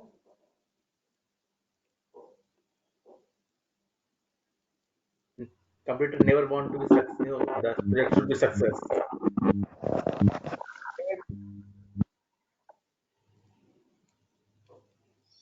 Okay. A competitor can influence your project in terms of the timeline. It may be technology or time to market, etc. Right? Or you can influence their project. Correct? So from that perspective, a competitor also can be a stakeholder, right? Or it can be in terms of the sharing of the infrastructure. So for example, in the telecom, we are going to share all the towers and other things between the operators, right? So in that way, the competitor also can be a stakeholder, right? Is it okay? Getting it? Yeah. Okay. So the next is called PMO. Do you know what is PMO? Project Management Office. Do you have PMO in your organization? I think one of you are PMO, right? Who is PMO? Yes. Okay. So what is the role of the PMO? So this is a centralized organization who runs the program, multiple programs, and they will have the authority to have kind of manage different programs and change the scope and things like that.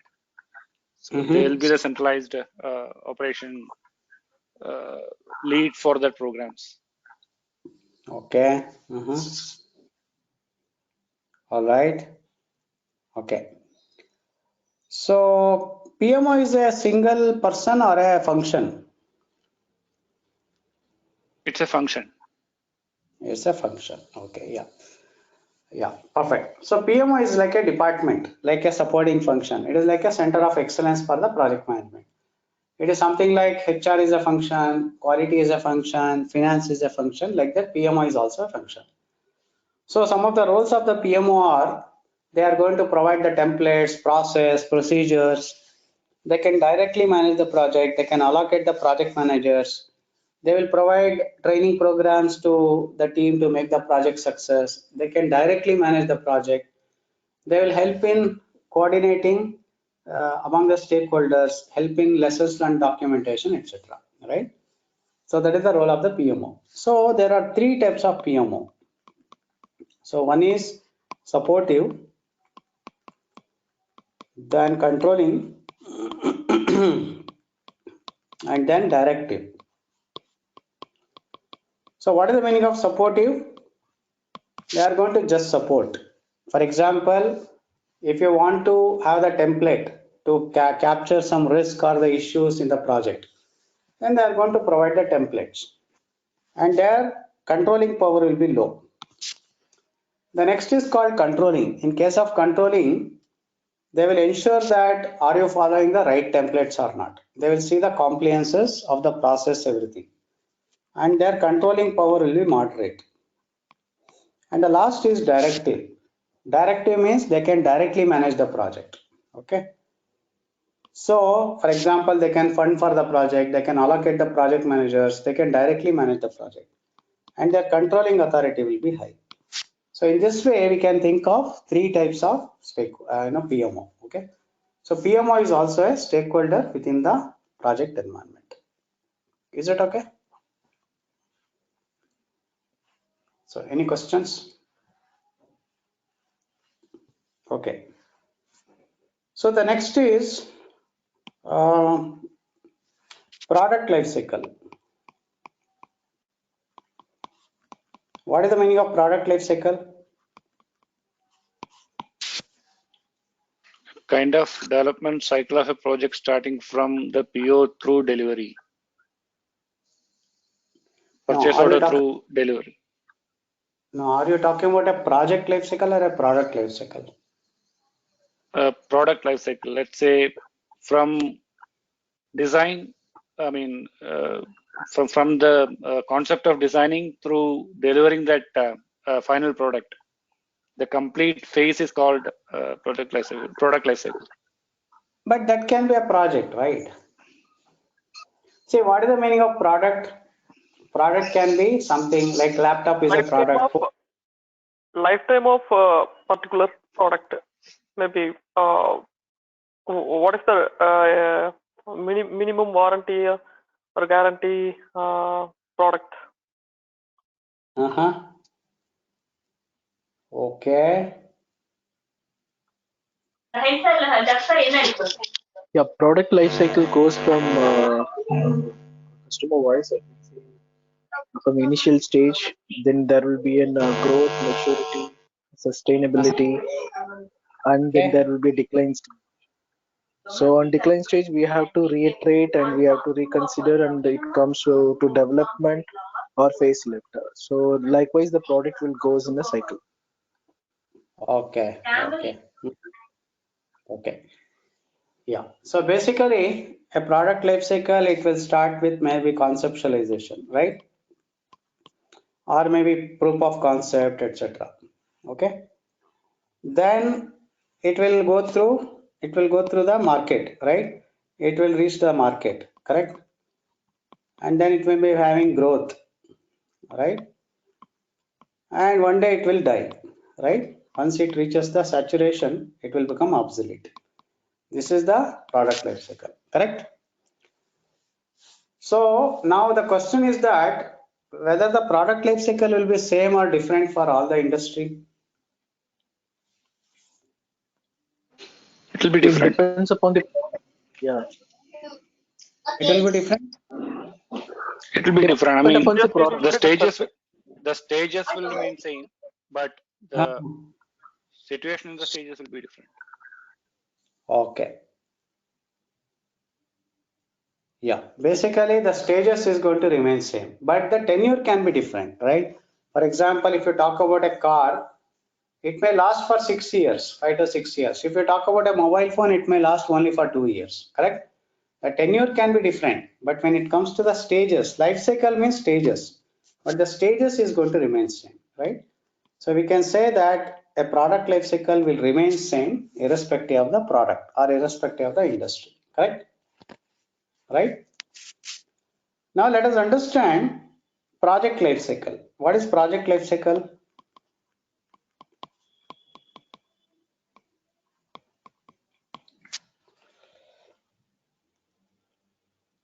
This is something that could be defined as like and delivery.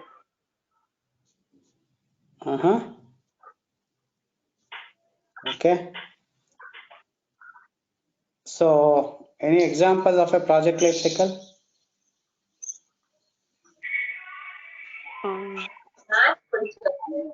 Initialization, planning, execution, monitoring, those will be a project life cycle, right? Okay, so you're talking about initiating, planning, executing, monitoring and controlling and closing is a project life cycle, correct? Will you? Yeah. Sorry, could you repeat once again? So, project life cycle is initiating, planning, executing, monitoring and controlling and closing. Is that correct? Just I'm thinking that will be the project life cycle. Okay. Because That is project will have different phases. Different phases will have different steps to proceed and to deliver the projects. So each phases should have these plans that is initialization, all these processes to proceed and do it to complete the project. So I thought it will be the project life cycle. okay. Okay. Now the project life cycle, will it be same for all the projects? Yes. Sure.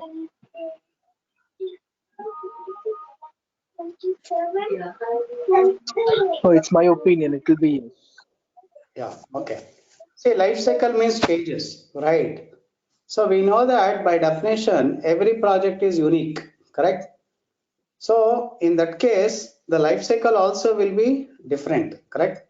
It can't be same for all the projects. For example, I'm going to start a project with the life cycle like requirement, design, okay, development, testing, deployment like this, okay, deployment. I'm going to take one more project. It will be having requirement, design, development, and testing. That's it. But deployment will be out of my scope. Okay. So in that case, what happens? So customer will say that don't worry about the deployment. We will take care of it. So you just develop that product and give it to us, right? So in this case, the deployment stage is not there. So can we say the project life cycle will be different? Will you agree? Yes, no? Yes. So, yes. Project life cycle will be different from project to project, organization to organization, industry to industry. Okay. Whereas a product life cycle is going to remain same irrespective of the industry. Now, when we talk about the initiating planning, that is not the life cycle of a project. Those are all called process group. So, as you rightly said, about the life cycle, every stages, these are the life cycle project, and every stages will be called as the phases. Okay, every stage is called a phase, and every phase we are expected to have the 5 process groups: initiating, planning, executing, monitoring and controlling, and closing. Similarly, design will be having like this. Okay. So what is the meaning of initiating, planning? I'm going to explain later. Don't worry. Okay. So the conclusion is that the product life cycle is going to remain same, whereas the project life cycle will vary from project to project, organization to organization, industry to industry. And the life cycle of a project, each stage will be called as the phase, and every phase we are going to have the 5 process groups. Fine. Is it okay? Getting it? Any questions? Okay. So the next is project life cycle approaches.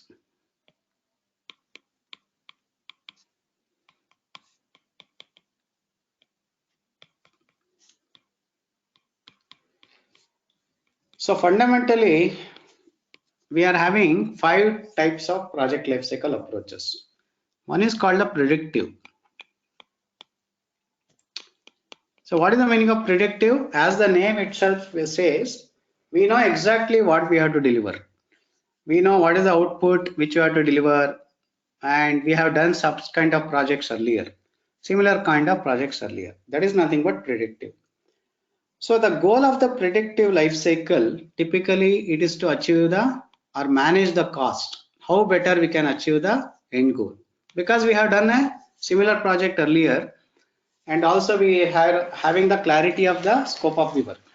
So how we can achieve in a better way with the optimized way. So that will be always the goal of a predictive life cycle. and the delivery will be always single. It is a single delivery. Okay. Say for example, I want to construct 10 floors building. So now we know exactly what we have to deliver, the 10 floors. The customer is also having a clarity how the building should look like. And even as a performing organization, we have done such kind of projects earlier. So what we are going to do, we are going to develop all the 10 floors and we are going to hand over it to the customer in one shot. Okay, that is called predictive. The second is called iterative approach. In the iterative, how it will work, as the name itself indicates, iterative means repetitive. So here the customer may not be having a clarity what exactly he wants. He will be having something in his mind. Then he will say that I want to construct 10 floors. So you give me the design first. So then what I will do, I will design thing and then I am going to give it to him as a prototype, maybe design, and then he is going to give the feedback. Once again, I am going to refine that. Once again, he is going to give the feedback till the satisfaction of the customer is achieved. Yes, this is the correct solution which I want. And after that, I am going to develop a model also. Maybe first floor I am going to develop and I am going to show it to the customer. Customer may give some feedback. We are going to once again redo that everything. So till the perfection is achieved or the correct solution is achieved, we'll be keep on repeating on a feedback approach. And then once everything is proven, we are going to construct all the 10 floors and give it to the customer. And this is also a single delivery. This is called your iterative approach. Okay. The third approach is called incremental. What is the meaning of incremental? We are going to achieve the deliverables one after the other. For example, we are going to construct the first floor. We are going to hand over it to the customer. Okay. So customer can start using the premises. He can rent it out. He can start generating the revenue.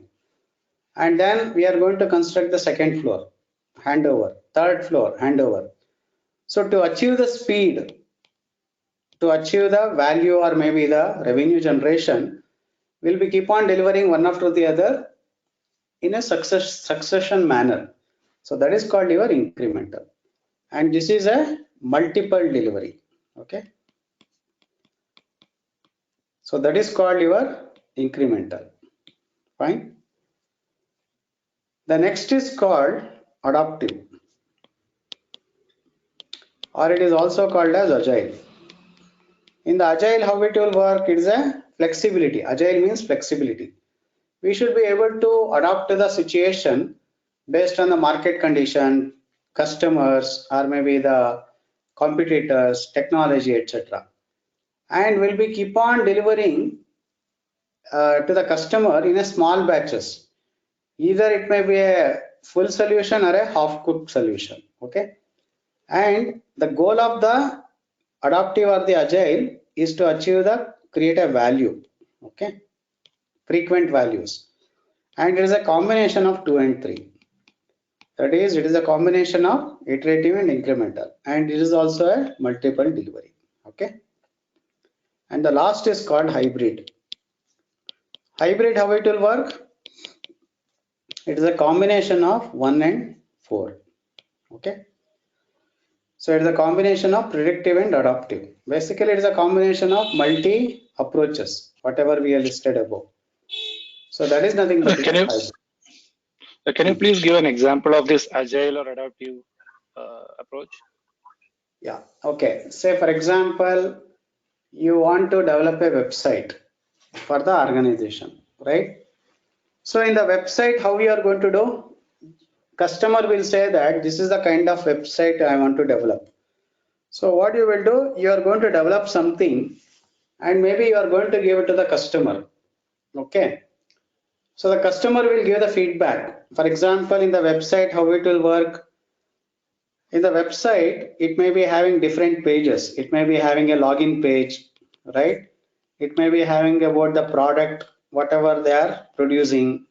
It will be about the company website, company information. it will be having about the contact information like this. Okay, a number of things. Now under this login also there are different ways, right? How you can log in? It can be through OTP based, it can be through password based, right? It can be through maybe social media interfaces, right? So in the agile, how it will work, we are not going to deliver everything. Maybe we'll be keep on delivering something or the other in a rapid changing environment. Okay. So typically when we talk about the combination of 2 and 3, this iteration will be happening between 1 week to 4 weeks. Okay. Within 1 week to 4 weeks, we'll be delivering something or the other. So for example, I want to develop a login page. It may take about 6 weeks to implement all these 3 features. Now what I will do, I will not develop all the 3 things. Probably these 2 takes maybe 4 weeks. Okay. I'm going to deliver this. Okay. Then the customer will start using this. So he is going to inform to the public saying that there is a website which I am developing, or this is my company website. So you can subscribe here.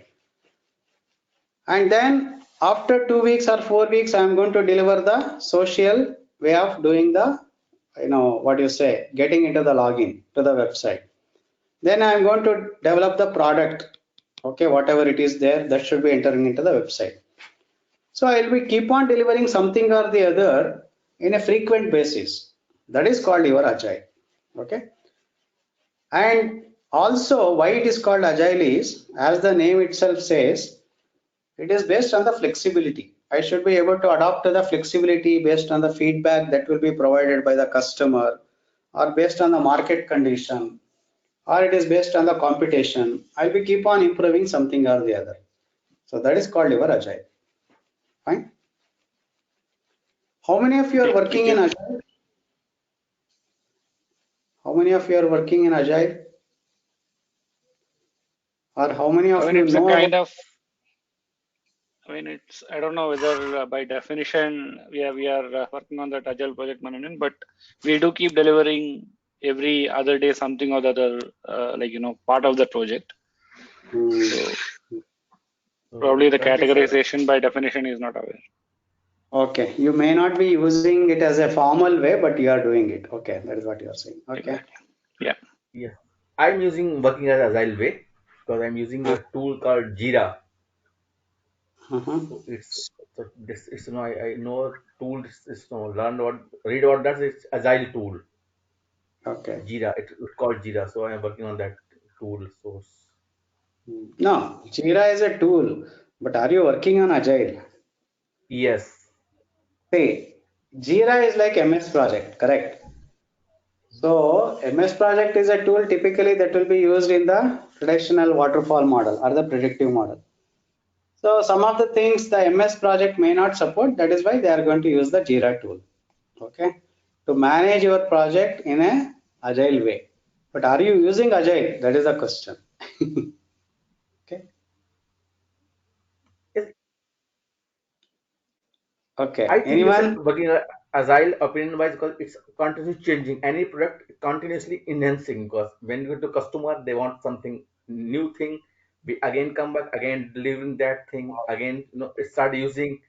Then after that, they want enhancement like that. So it's Okay. Okay. So in that case, you are doing that. Okay. Also, sir, Agile also confirms that it is change driven and less documentation and more changes are welcome there. Correct. Correct. That is one of the manifesto of the agile. Okay. Great. Okay. So anyway, whatever I explained, it is at a very high level that to differentiate between the different life cycle. I strongly recommend all of you to read the Agile Practice Guide, which is the 3rd section of the PMBOK, which is very important because as we said earlier, 50% of the questions will come from the Agile. And also read this book called Scrum Guide. Okay. So it is a beautiful book. It is hardly having 14 pages. I can share the link. Okay, immediately.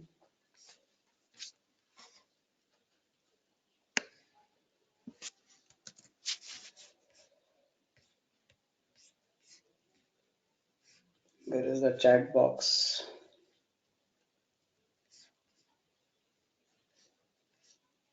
Okay.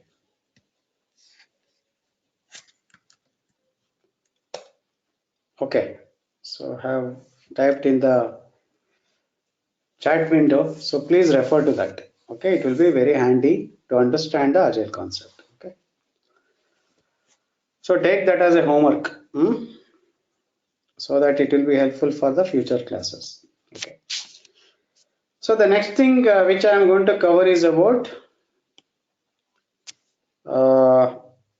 what do you say, the project life cycle characteristic.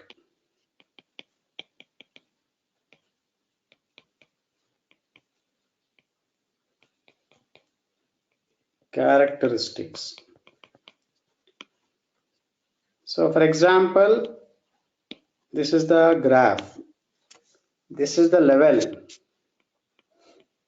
This is high and this is low. This is the timeline. What is the level of risk in the beginning of the project? Will it be high or low?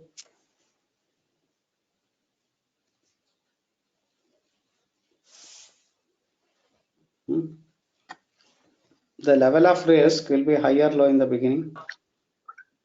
It will be high because there could be so many uncertain things. After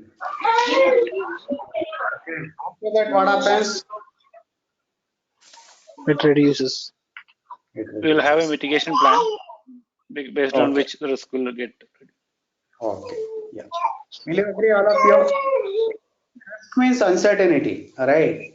In the beginning of the project, the uncertainty will be always high. Everything is a question mark. As we progress, we'll be able to have more and more clarity and we'll be able to work on those risks. So from that angle, what happens? The risk will come down, right? So this is one of the characteristics. Similarly, stakeholder influence towards the changes. Stakeholder influence towards changes. So what is the meaning of this? If any stakeholders want to carry any changes in the beginning, will it be high or towards the end it will be high? What do you say? Can they influence if they want to do any changes in the beginning or towards the end? Definitely towards the beginning. In the beginning they can influence, right? Yeah. Okay. Towards the end? It will be risky to the project because the scope will get changed and it will kind of end up in delays and things like that. Perfect. Perfect. Is that okay, all of you? So basically in the beginning they can influence, but towards the end they can't influence, right?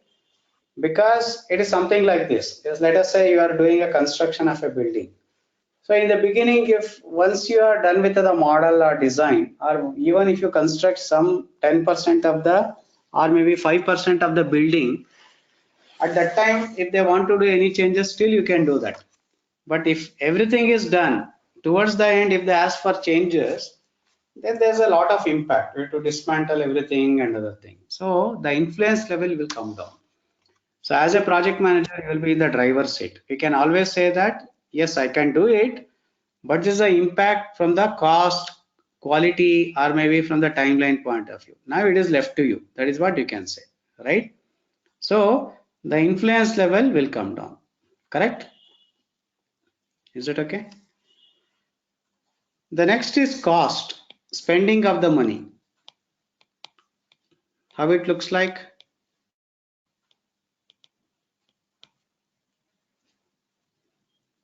So in the beginning, it will be high or low, or how it will work? Yeah, because in the beginning we will have bigger budget, so we can spend more, or we'll be narrowing down towards end, and we'll have to be careful while Your voice is breaking. in their budget towards end. Okay. So how the curve will be? How it looks like? A declination trend.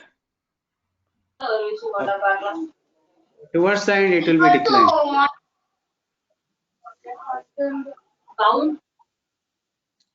Right? That is what you are saying? Yes, no? Yes. How about others? Yes. Okay. Okay. So it will be like this. That is what you are saying? Correct? Yes. Okay. See, in the beginning, the cost will be less because the number of resources involved may be less. But in the mid of the project, the resources will be high. So you'll be having all the resources in place. So that is why the cost will be very high. Spending will be high. And towards the end, what you do, you are going to release the resources. You are not going to have all the resources in the project team, right? So that is why the cost will come down, right? How about cost of changes?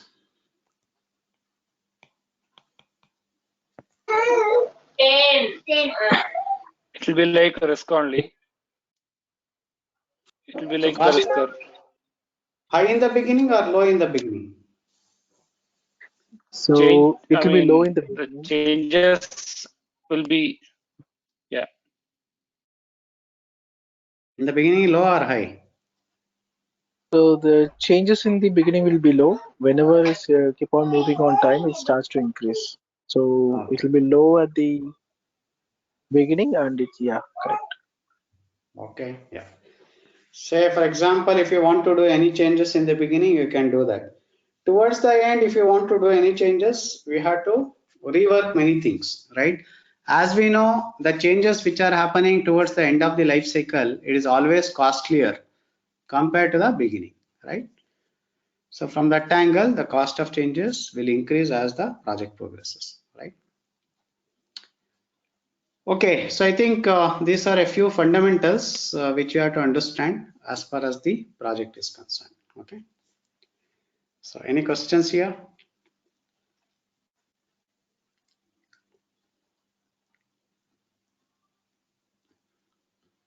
Okay.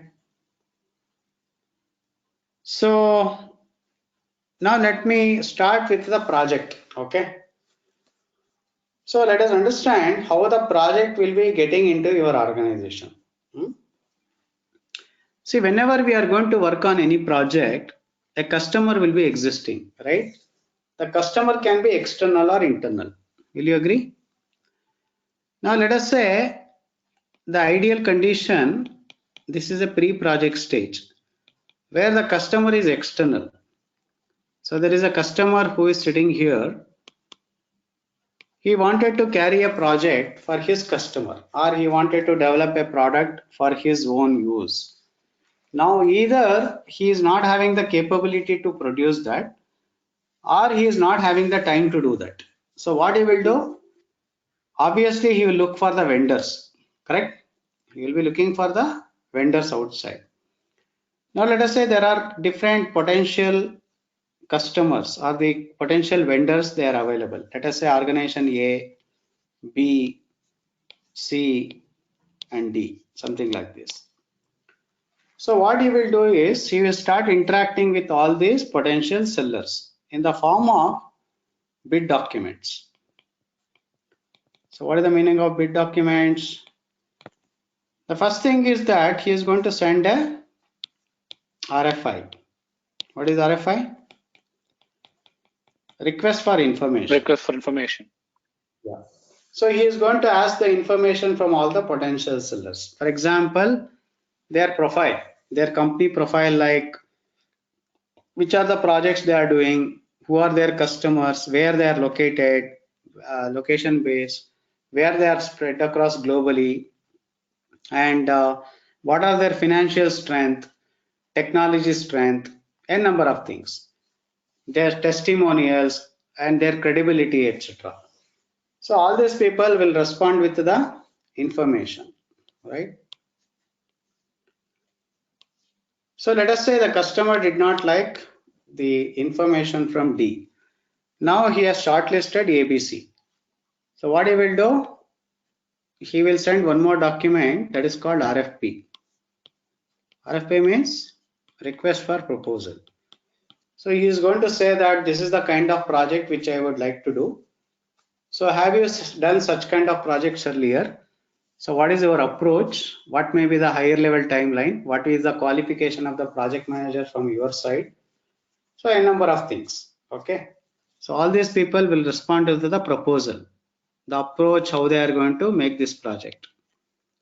So customer did not like the proposal from C. Now he has shortlisted A and B, right? So now he is going to ask for one more information, that is the quotation, right? We will call it as request for quotation or request for bid. It is like a price point. What is the overall price or what is the line item prices? That is the quotation. Okay. So these people will respond with the quotation, both A and B, right? Now let us say the customer did not like the pricing point of B. So now he is supposed to work with organization A, right? So he is going to sign an agreement. So what is the meaning of agreement?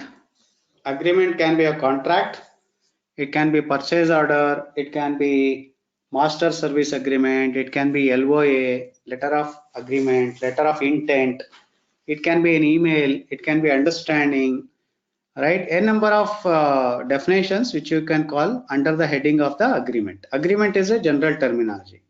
So under that you can use the different terminologies. Okay. So now the agreement is signed between the customer and the organization A. So the organization A is going to work for the project. Okay. So in this way, the organization A will be selected. Now, in the organization A, there should be a responsible person who should be answering for all these bid documents, right? Or he should be taking the ownership of this project on the behalf of organization A. That role will be called as sponsor. Okay. So sponsor means the one who is going to commit the funding for this project from the organization A, who is having some credibility, who is available, who is responsible, right? So they will be called as sponsor. See, eventually we are getting the funding from the customer, but within organization A, there should be a person who should be committing this funding. So the sponsor can be a senior management, a portfolio manager, or it can be a PMO, like that. Okay. So that role is called sponsor. So either he himself will be participating in the bidding processes, or he can delegate it to any of the other specific departments who are expertise in that. But the accountability of all these things will be lying with the sponsor. And the agreement also will be signed by the sponsor and the customer. Okay. Any questions so far? Are you able to relate? Okay. So one question regarding the project might be a small project, or we are talking about here, let's say in finance industry, right? So we are talking about outsourcing the work of financial services. So I'm to say how we can differentiate a big project and the small project. So project might be any improvement idea that also we can drive as a project, right? Correct. Definitely. Yes. We can drive it as a project. Yeah. So what is your question now? So yeah, my question was like how we can differentiate a big project, like as you said, which which scenarios this the bidding RFI, RFP or RFQ are required, and for other projects it doesn't require that. Okay. Okay. See, it does not matter whether it is a big project or a small project. Okay. See, this is the general procedure which will be followed, but it can be tailored or it can vary from organization to organization. Say, for example, typically government organization, they have to go through all this process, right? Tendering, etc. They have to publish in the newspaper, or they have to publish in the newspaper, their website, etc. But some of the private organization, what they do, they will not go through all these things. Irrespective of the big project or small project, what they will do, based on the policy, they will be having their own preferred customers. So they are going to directly interacting with them, then they are going to award the project. Correct? Is that fine? Yeah, sure, sir. Thank you. So some of the organization, what they will be having, as you rightly said, they will be having a policy. Say for example, up to X number of dollars, we need not to call for the multiple vendors. Maybe if it crosses that, then they have to call for a multiple vendors. That policy also will be there, right? Then they will go through all this process. On the other hand, as you rightly said, if it is a small project, then probably they will not go through that. So PMI will not say anything about this. PMI will say it is left to you how you are going to do it, right? So it is depend on the policy of the organization, culture of the organization. Okay, sir. Okay. Thank you. Okay. Now the other important point is that when the sponsor is bidding for the project, there will be n number of stakeholders within this organization A, correct? They will be asking the question, why you are participating in this project? What is the use of this project? Can you give me the justification? All these questions will be asking. Now to justify all these things, this sponsor has to develop the business documents. Okay. So there are two business documents that are being developed. One is called the business case. The other is called benefits management plan. Okay.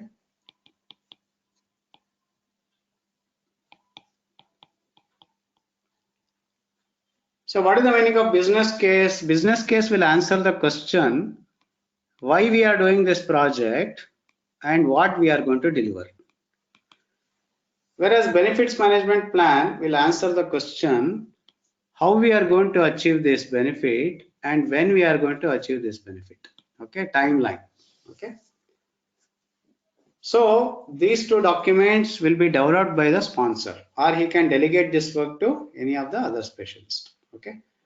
For example, business case will answer why we are doing this project. So if we are going to take up this project, we'll be able to improve our revenue, or it can be we'll be able to make our presence in the market. So these can be the reasons.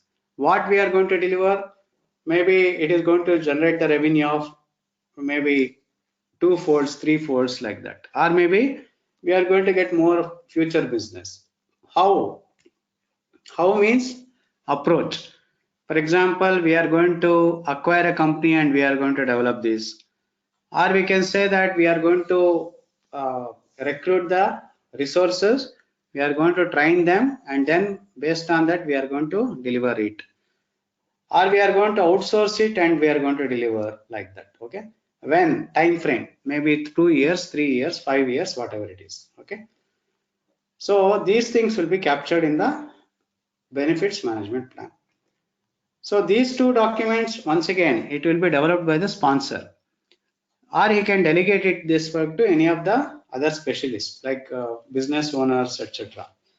But the accountability of this document once again lies with the sponsor. So he should be accountable for these two documents.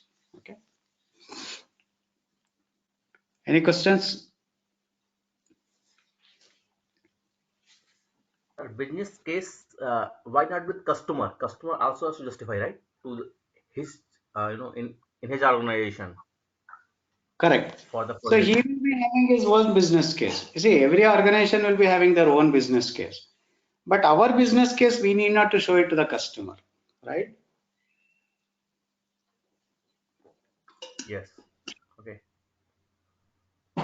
See, this customer also will be having his own customer, right? So why he is doing this project, he will be having his own business case. And that business case, he is not going to show it to anyone. Similarly, organization A will be having their own business case. That will not be given to customer like that. Okay. Fine. Okay. Yeah.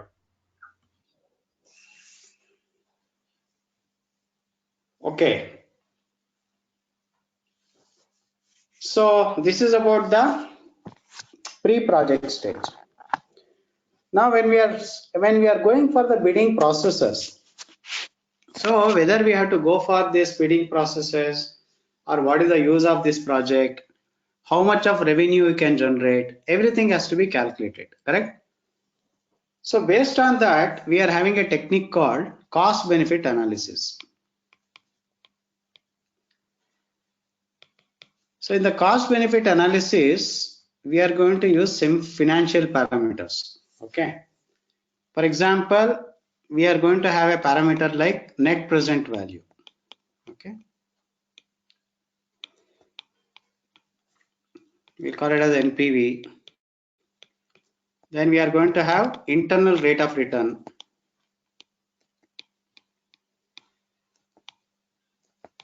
And then we are going to have return on investment.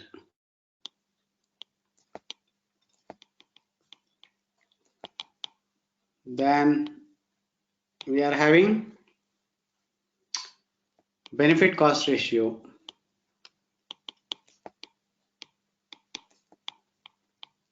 And then we are having payback period. Okay, so these are the various parameters that will be used whenever we are going to select a project or whether to decide whether this project is good or bad. Okay, now let us understand one by one. So what is the meaning of NPV?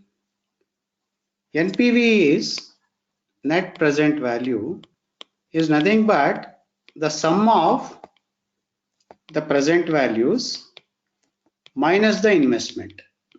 Okay. Now what is the meaning of present value? The value of the project as on day, which is equated to the revenue which we are going to generate over a period of time. Are you getting what I am trying to say? So the value of the project has to be evaluated. So the value of the project as on day, it has to be evaluated. That value will be defined based on the future revenue which we are going to generate. Okay. But the future revenue, whatever we are going to generate, that revenue will not be same as on day. Correct? So it is something like this. You are having $100 note. The value of $100 is $100 today. But what will be the value of $100 1 year down the line? Will it be same? That will be uncertain. It could be plus or minus. It will be plus or minus, right? Typically what happens, on that day we will make it as $100, but today it may be more, right? But on that day the value of $100 will be less typically because of the inflation, correct? Will you agree? Yes, no? Yes. Yes. So now how it will be calculated? So the PV will be typically calculated using a formula FV divided by 1 plus R to the power of N. Okay. This is like a compound interest formula. You might have used in your school days, right? So FV is nothing but the future value. R is nothing but the discounted cash flow. It is like a inflation. And the last N is called the period. Okay. So FV is the future value. Then R is the discounted cash flow.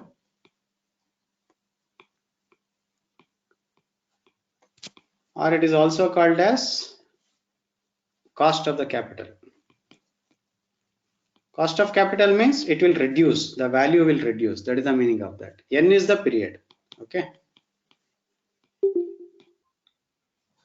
Now let us take an example. Let us say I am investing for a project overall money. For example, I am investing about $40,000. Okay. I am projecting the revenue for over 3 years. Let us say first year I am generating a revenue of, or the future value of this project may be projecting as $10,000. Second year I may be saying FV is equal to, let us say $50,000. Third year FV is equal to, let us say $70K. And R is equal to 10% for every year. That is a kind of discounted cash flow, or maybe the cost of the capital. Okay, or it is like a inflation. Now to find out the NPV, what we have to do is, for every year we have to calculate the PV. For the first year, PV is equal to how much? 10K divided by 1.1 to the power of 1, right? Which is $X. Are you getting how I am writing 1.1? So 1 plus R. R is 10%. 10% is nothing but 0.1, right? So 1 plus 0.1 is 1.1 to the power of 1. Why to the power of 1? Because that is the first year, right? So similarly for the second year. Second year, what is the equation? PV is equal to 50K divided by 1.1 to the power of 2. Why 2? Because it's the second year. Let us say this is $Y. So third year, PV is equal to $70 divided by 1.1 to the power of 3. Correct? This is $C. Now what is NPV? Sum of X, Y plus Z minus 40K. Correct? Are you able to understand why 40K? That is the investment. So the formula is sum of the PVs minus the investment. So how much you are going to get? For example, you are going to get $A. So this $A should be positive or negative? Positive. It should be positive, right? The inflow should be higher than the outflow. Then only it makes sense to go for this project.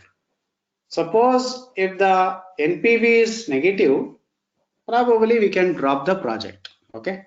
Or on the other hand, if I am going to compare this project with one more project, there is one more project in the pipeline. And there also I am going to calculate the similar calculation with the different numbers probably. Now I am going to compare that project B and the project A. So obviously the one which is having a higher NPV, you have to go for that particular project. Will you agree? So what is the meaning of that? Higher the NPV, better is the project. Okay. Prasad, I have a doubt over here. Please. So the cost benefit analysis we will be doing at the beginning of the project, right? Correct. So all this fixed value and this PV, all those things are assumptions, or it's from case studies? Yeah, it is based on the assumptions, experience, market conditions, experts' opinion, right? Everything will be included. Okay. It may go wrong, but as on day, this may be the truth. That's it. Okay. So based on our predictions, if you're going with the predictions, even it causes some risk, right? Correct. See, risk will be always there. That is what the business, right? Whenever you are going to pick up any project, there will be always a risk. So that is why we said in the graph also in the beginning the risk will be higher. So once we are having some clarity, then the risk will come down, right? And also over a period of time, if the risk is not coming down, they will terminate the project. Correct? Okay. So this NPV we have to visit throughout the product life cycle or project life cycle, or it should be on the beginning itself? Yeah, very good point. Basically, throughout the project, we should be keep on evaluating whether are we going in the right direction. Maybe at the end of every milestone. So at any given point of time, if you feel that my assumptions are wrong or the market conditions are changed, probably it may helpful to take the decision whether we want to continue the project or not, right? Okay. One more question: if you are dropping it middle, so it will be a loss for the organization, right? Correct. So it depends on the balancing. Say for example, if I am going to drop at this point of time, Is it okay or not? Okay, you have to analyze. So some of the projects, what they will do, it need not be always for the profit. Maybe just to make the branding, or maybe to get more future businesses. They also do. They will do it, right?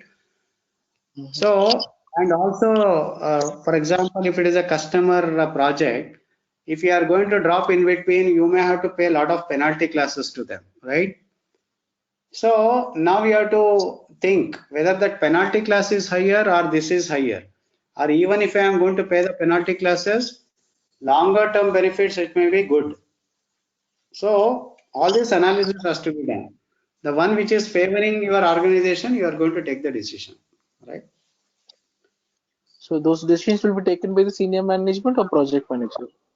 Sponsor. Project manager don't have any decision making as far as these things are concerned. He can recommend, saying that I think my project is not going in a right direction. Why don't we terminate this? Now it is left to the sponsor whether we have to do it or not. Okay. Thank you, Prasad. Okay. So this is one of the parameters which has to be used to select a project. Similarly, internal rate of return. So internal rate of return also should be higher, correct? It is something like your investment, whether you want to invest in gold or stock market or cryptocurrency or fixed deposit, whatever it is. So the higher the return, you are going to go for that particular instrument, right?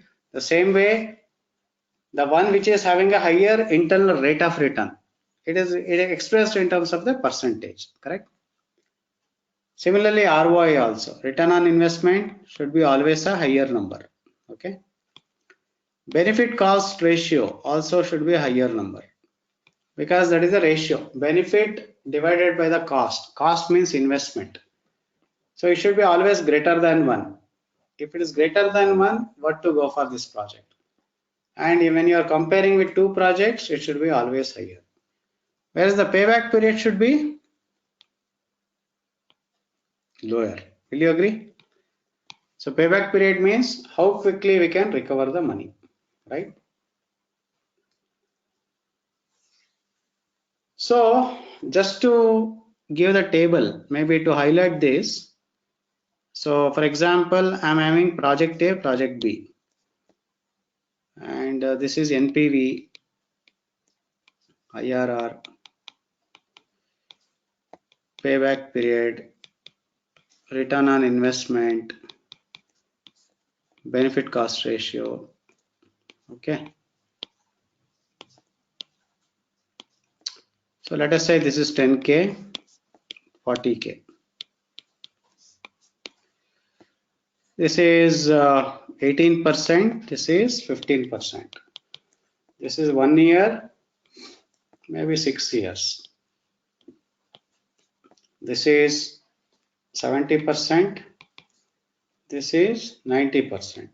This is 2.5, this is 1.8. So based on the NPV, which project you are going to select? Project B, correct? Based on the IRR, this one, correct? Based on payback period, it should be lowest. This is also, this is project B, this is project A, right? This is the summary. So on the IRR front, for the IRR, the higher the NPV, the higher the interest rate for returns, or is it not related? Let's say if you look at project B, if you look at project B, we have an NPV of 40K, whereas IRR is 15%, which means that the investment is more. Yeah, so it is not like that. It is based on that they are all independent. Okay. Now the organization, when they are going to select a project, they are going to consider any one of the parameters. Okay. It is not a combination, right? Because it depends on the risk taking ability. Okay. For some organization, their policy is based on the NPV. Some organization, it is based on the ROI. Some organization, it is based on the payback period, like that. Okay, fine. Okay.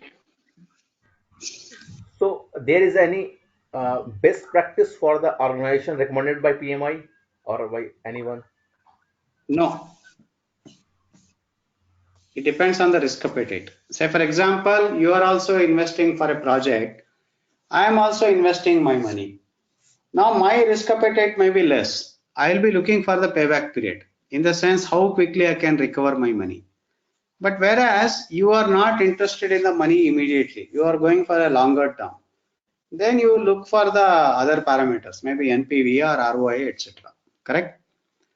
So it depends on the organization to organization based on the risk appetite. Okay. Okay. Fine.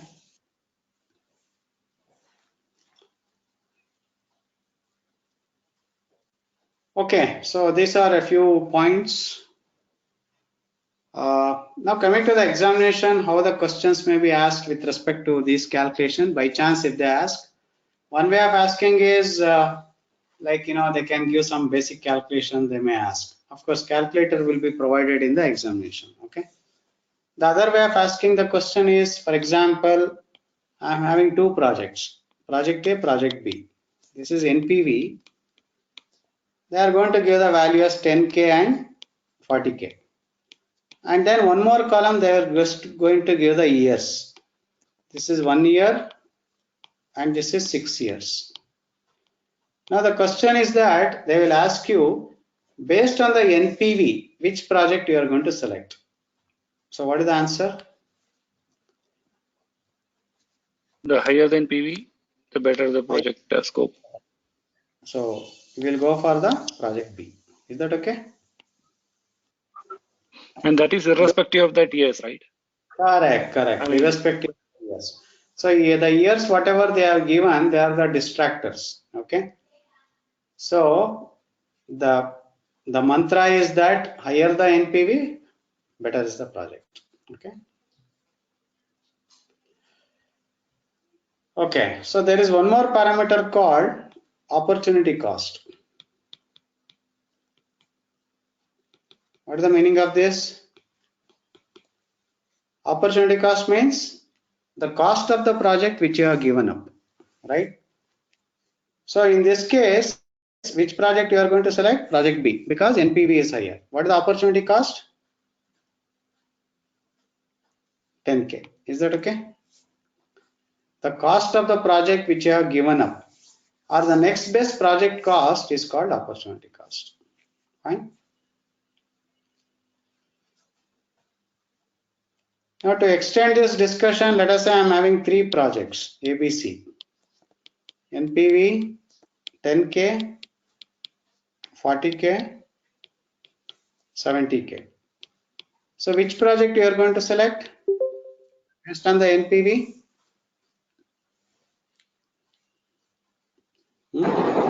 C. Now what is the opportunity cost? B is the opportunity cost. So we have to go for the next best. Okay. 40K will be the opportunity cost. Okay. So opportunity cost is nothing but the cost of the project which you have given up. The next best project cost is called opportunity cost. Okay. So it is something like. Once again. Sorry, I had a audio issue, so I think I did not. No problem. Opportunity cost means the cost of the project which you have given up. Okay. Or the next best project cost is called opportunity cost. In the first example, between project A and project B, we selected project B because NPV is highest. So the opportunity lost is 10K. So that is the opportunity cost. Now in the second example, we are having three projects, A, B, C. So we are going to select project C because that is of the higher NPV. So the opportunity cost will be the next best project cost. So that is 40K. Okay. Fine. So which means that because of we are taking that project C, we are losing that project B of worth 40K. Correct. Okay. The one which has been given up. Okay.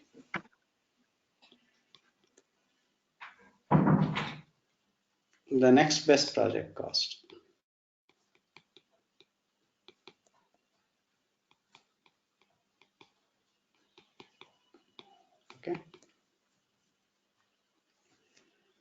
Okay, so I think these are the fundamentals which has to be understood before selecting a project. Okay. Now the question is that where is the project manager here? Project manager will not be there at these stages. These are all part of the pre-project stage. Project manager will come to picture after this formally. So the next thing is about initiating a project. When we are going to initiate a project, then the project manager will be appointed. Then the project charter will be developed. All those things will happen. Okay. Okay. So I think this is about the fundamentals as of now. So the next topic is before getting into the 5 process groups, initiating, planning, etc. I am going to cover the project environment. So the project environment means whenever we are going to work on any project, we have to understand what are the environmental factors we have to consider, how it can impact my project, etc. And then I'm going to talk about the other things. So probably we can take up all those things in the tomorrow's session. Okay. So tomorrow I'm going to cover about project environment, and then we are going to talk about what is the meaning of initiating, planning, etc. like high level project charter, etc. And then we'll be able to cover role of the project manager also, okay, which is lesson number 3 of the PM work. Of course, tomorrow we are going to answer a lot of questions. Okay, today we did not answer any sample questions. Tomorrow we are going to answer that. Okay. So if you are having any questions at this point of time, please let me know.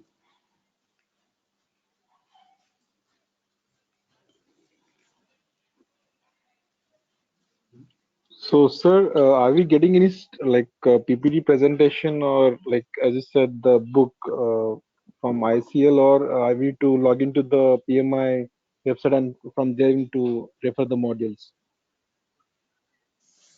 See, okay, I think ISCL may be providing a lot of stuff, right? Have they provided anything?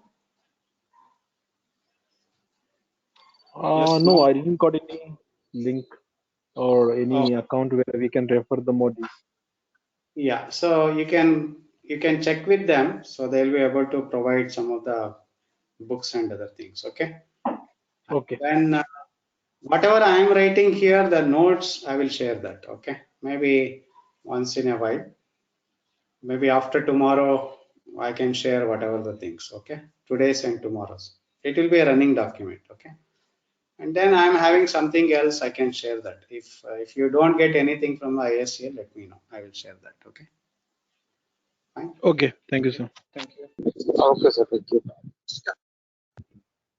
Okay. Any other questions from anyone?